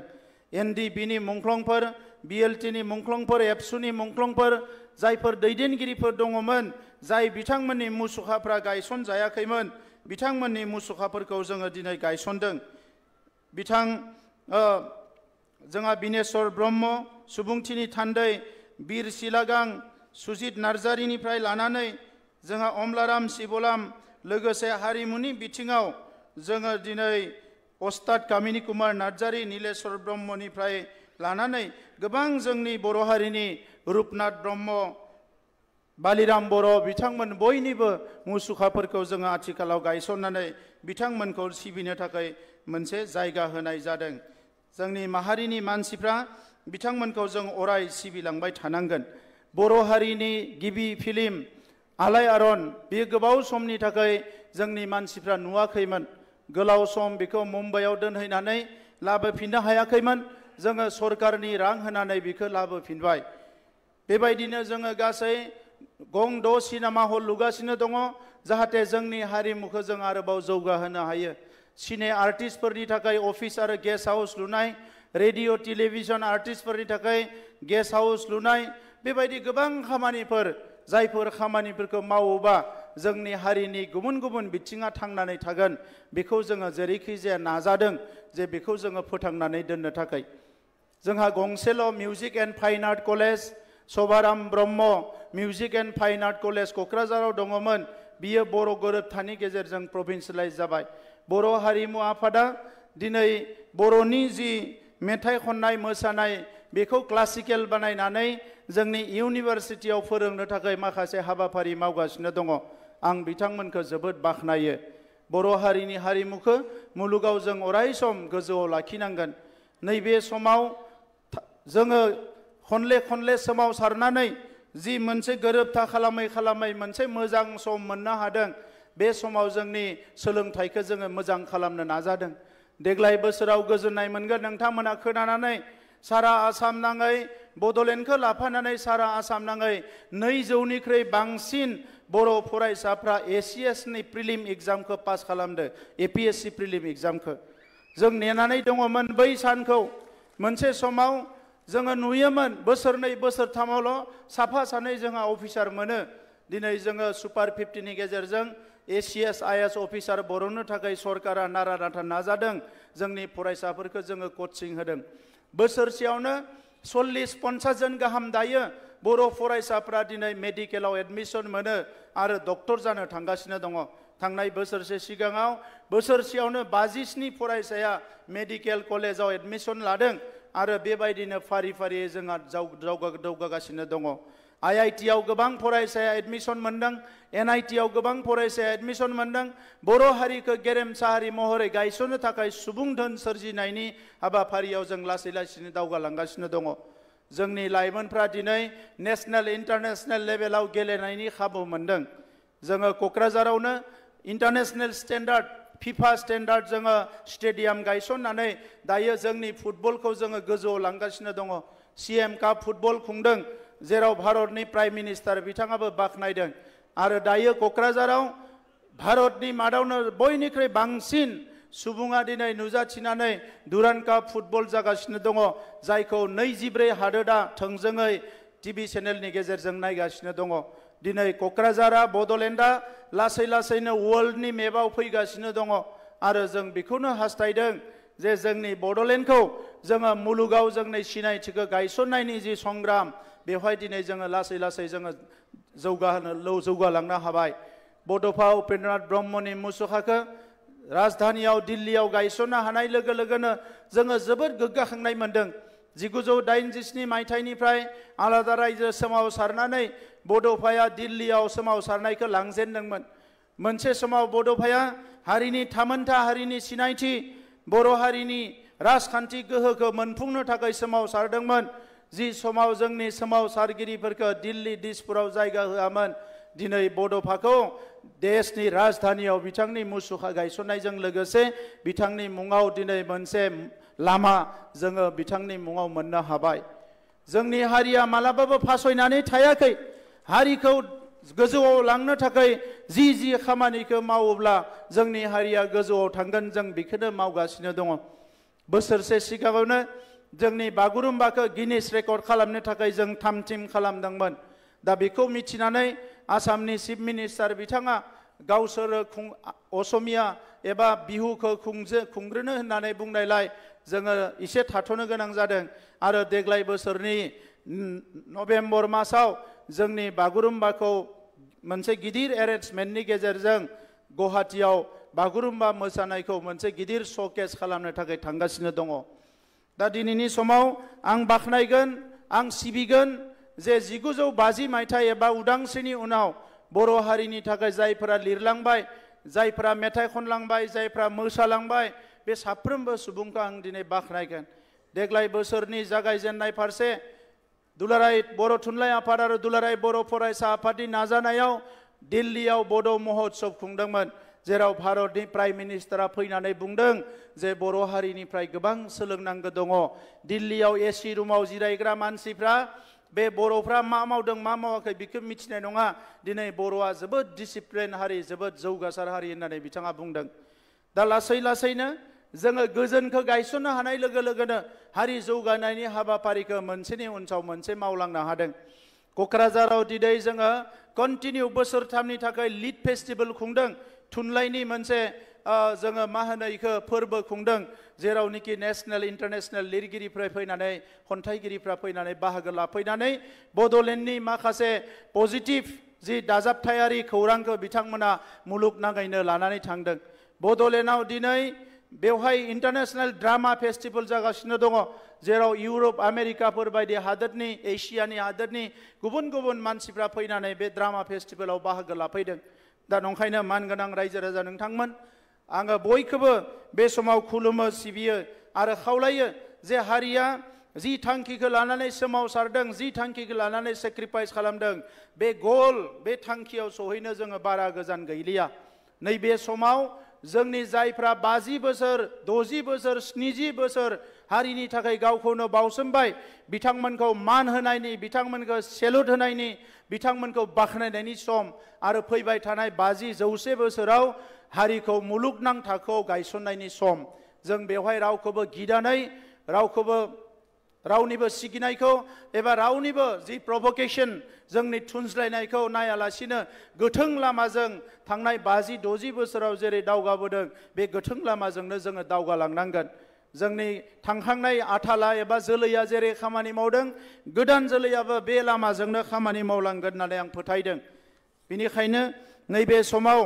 जे जोंनि सरकारा बे बोसोरब्रै खावसेयाव लामा दालां बानायनायावल' मुखुब थायालासिनो जोंनि रांखान्थि जोंनि समाजखान्थि जे मोनसे समाव जौ जुवा खोमसि फोथायनाय बायदिसिना थासारिनि थाखाय जों मालायजों एखमबा नायख्लें जायोमोन दिनै जोंनि हारियाव खोमसि फोथायनायनि बेबायदि थासारि गैला जौ जुवाजों गोदोग्रा मानसि गैला बयबो लासै लासैनो लेखा फरायनो हमबाय भारतनि गासैबो इउनिभारसिटियावनो सासे सानैब्लाबो फरायसा दंहैयो गोबां बर' फरायसा दायो फरेन इउनिभारसिटियावबो फरायनो हमबाय लासै लासैनो बर' हारिया गेरेमसा हारि जानायनि फारसे आवगायलांगासिनो दङ राजखान्थि भाबै जोंनि जेंनाफ्रा गोबां जोब्बाय गोबां जोबनांगौ दंबावो दिनै कार्बि आंलंनि बर' फिसाफ्रा जि हिल स्टेटास मोननांगौ एसटि हिल्स बेखौ जोङो मावफुङागौमानि मालाबाबो नागारनाय नङा जेसेबां गोबाव जाया मानो बेखौ मावफुंनो थाखाय जोंनि बर' लिडारफ्रा मोनसे कमिटमेन्ट दङ जों बेखौ मावफुंगोन जोंनि मोनसे समाव आलादा रायजो बिनायखौ संकसनिफ्राय सदियासिम बिदोंमोन नाथाय संकसनिफ्राय सदियासिम नङाब्लाबो जोंनि सिमाखौ जेरैखि जाया गहपुरसिम जोङो नारनानै दोनबाय इयुन जोलैया उननि समाव बे सिमाखौ आरोबाव अर होनो थाखाय आरो जोंनि जि हादोर जेराव जोङो जोंनि राव थुनलाइ हारिमु खेराइ बागुरुम्बा खाम सिफुं लानानै रायजो जानायनि बर' हारिया समायखिरा लादों बेखौ अराय गोजोर खालामनो थाखाय खामानि मावलांगोन दा नैबे समाव आं नोंथांमोन बयखौबो आंनि गोसो गोरबोनिफ्राय खुलुमो सिबियो आरो अराय सम नोंथांमोना गाहाम देहा लानानै थांनानै थानो हाथों आरो नोंथांमोना हारिनि थाखाय जायफोर खनलांबाय जायफोर दामलांबाय जायफोर मोसालांबाय जायफोर हारिनि थाखाय सोमावसारनायाव बाहागो लालांबाय आरो जायफोर सेक्रिफाइस खालामलांबाय बयनिबो जारिमिना सनानि हांखोजों अराय सम बर'नि जारिमिनाव लिरनानै थागोन बेखौनो बुंनानै फिन खेबसेबाव दिनै बे हाबाफारियाव बाहागो लाफैनो हानाय जोंनि साफ्रोमबो दैदेनगिरिनिसिम आंनि गोसो गोरबोनि सिबिनायखौ बावनानै आङो आंनि बुंनायखौ बेवहायनो फोजोबबाय गोजोन्थों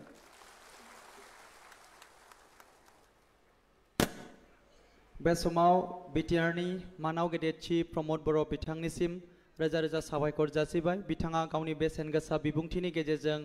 गासैबो राव हारिमु थुनलाइ बयखौबो सरजाबनानै गावनि बिबुंथिनि गेजेरजों बयनिसिमबो बे समाव मेहेरगोनां बिबुंथि लाखिनायनि थाखाय थेंक इउ मानगोनां रायजोफोर आरो आलासि बिथांमोन जोंहा जोबनाय हाबाफारि फारसे फैबाय बे समाव आं बयखौबो हादरारि मेथाइ थामहिनबा नेशनेल एन्थेमनि थाखाय आङो गसंनो बयखौबो खावलायबाय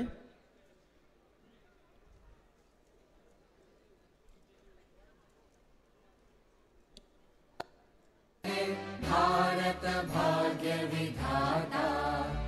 पंजाब सिंध गुजरात मराठा द्राविड उत्कल बंगा विंध्य हिमाचल यमुना गंगा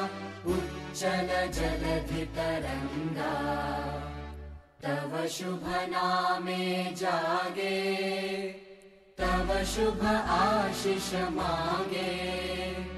गाहे तव जय गाथा जन गण मंगलदायक जय हे भारत भाग्य विधाता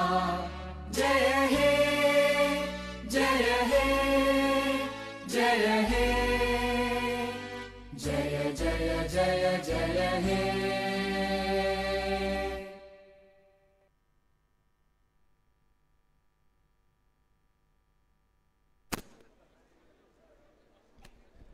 आङो मोनसे एनाउन्समेन्ट होनो सानदों